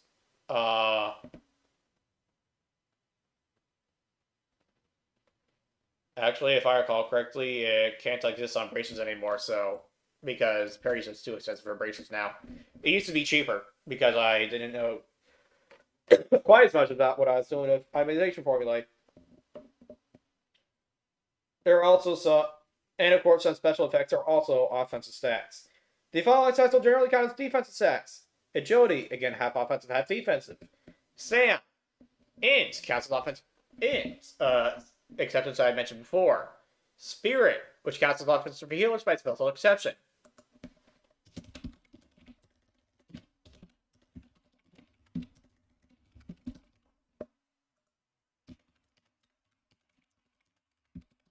If I pick that stat for itemization, for a feral druid or hunter item, roll 1 through 4. If I get 2 through 4, pick a different stat. I'll pick a different stat. If I pick that stat for itemization items for warriors, paladins, shamans, or rogues, then roll 1 through 8. If I get 2 through 8, then I'll pick a different stat. Never pick this stat for warlock items. MP5 is a defensive stat, except it counts for it's offensive for healers by special exception. Is a defensive stat. Resistance to 1 element is a defensive stat. If I pick this stat for itemization, roll 1 through 2. If I get 1, I'll pick a different stat. If I pick 1, resistance, roll 1 through 10. If I get 3 to 10, choose multiple resistances instead. When choosing multiple resistances, roll 1 through 10. If I get 1, pick 5 resistances. If I get 2 to 3, pick 4 resistances. If I get 4 through 6, pick 3 resistances. And if I get 7 through 10, pick 2 resistances. After resistance has been put onto the item, I may not choose resistance again for that item.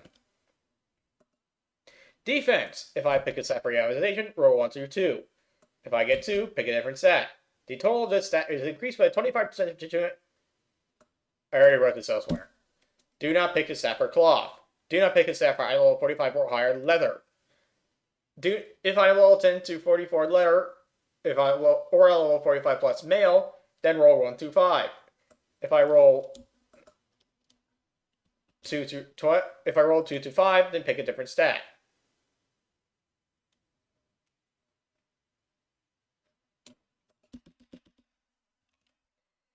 Block chance. It's a defense stat. If I pick a stat for itemization, roll 1 through 2.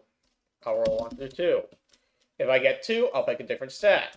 If I roll a 1, then roll 1 to 2 again if the item is an offensive or hyper offensive item. If I get 2, to pick a different stat. I forgot why I put this part here. Shields only, of course. Block chances for shields only. Well, no, not of course. Block chances for shields only.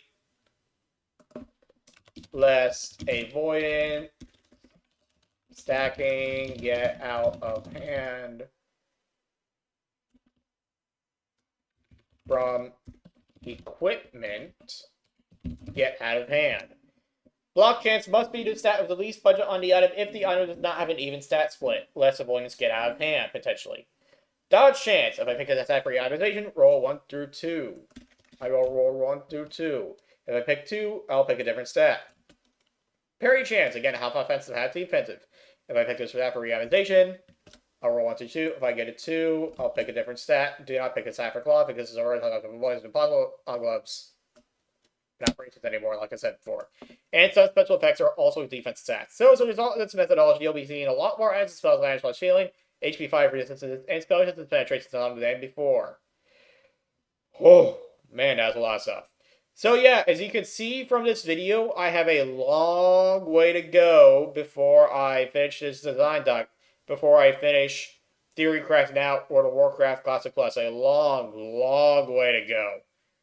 I've come very far in 5 years, but there's just so much way to go. Alright, thanks for watching, and see you later.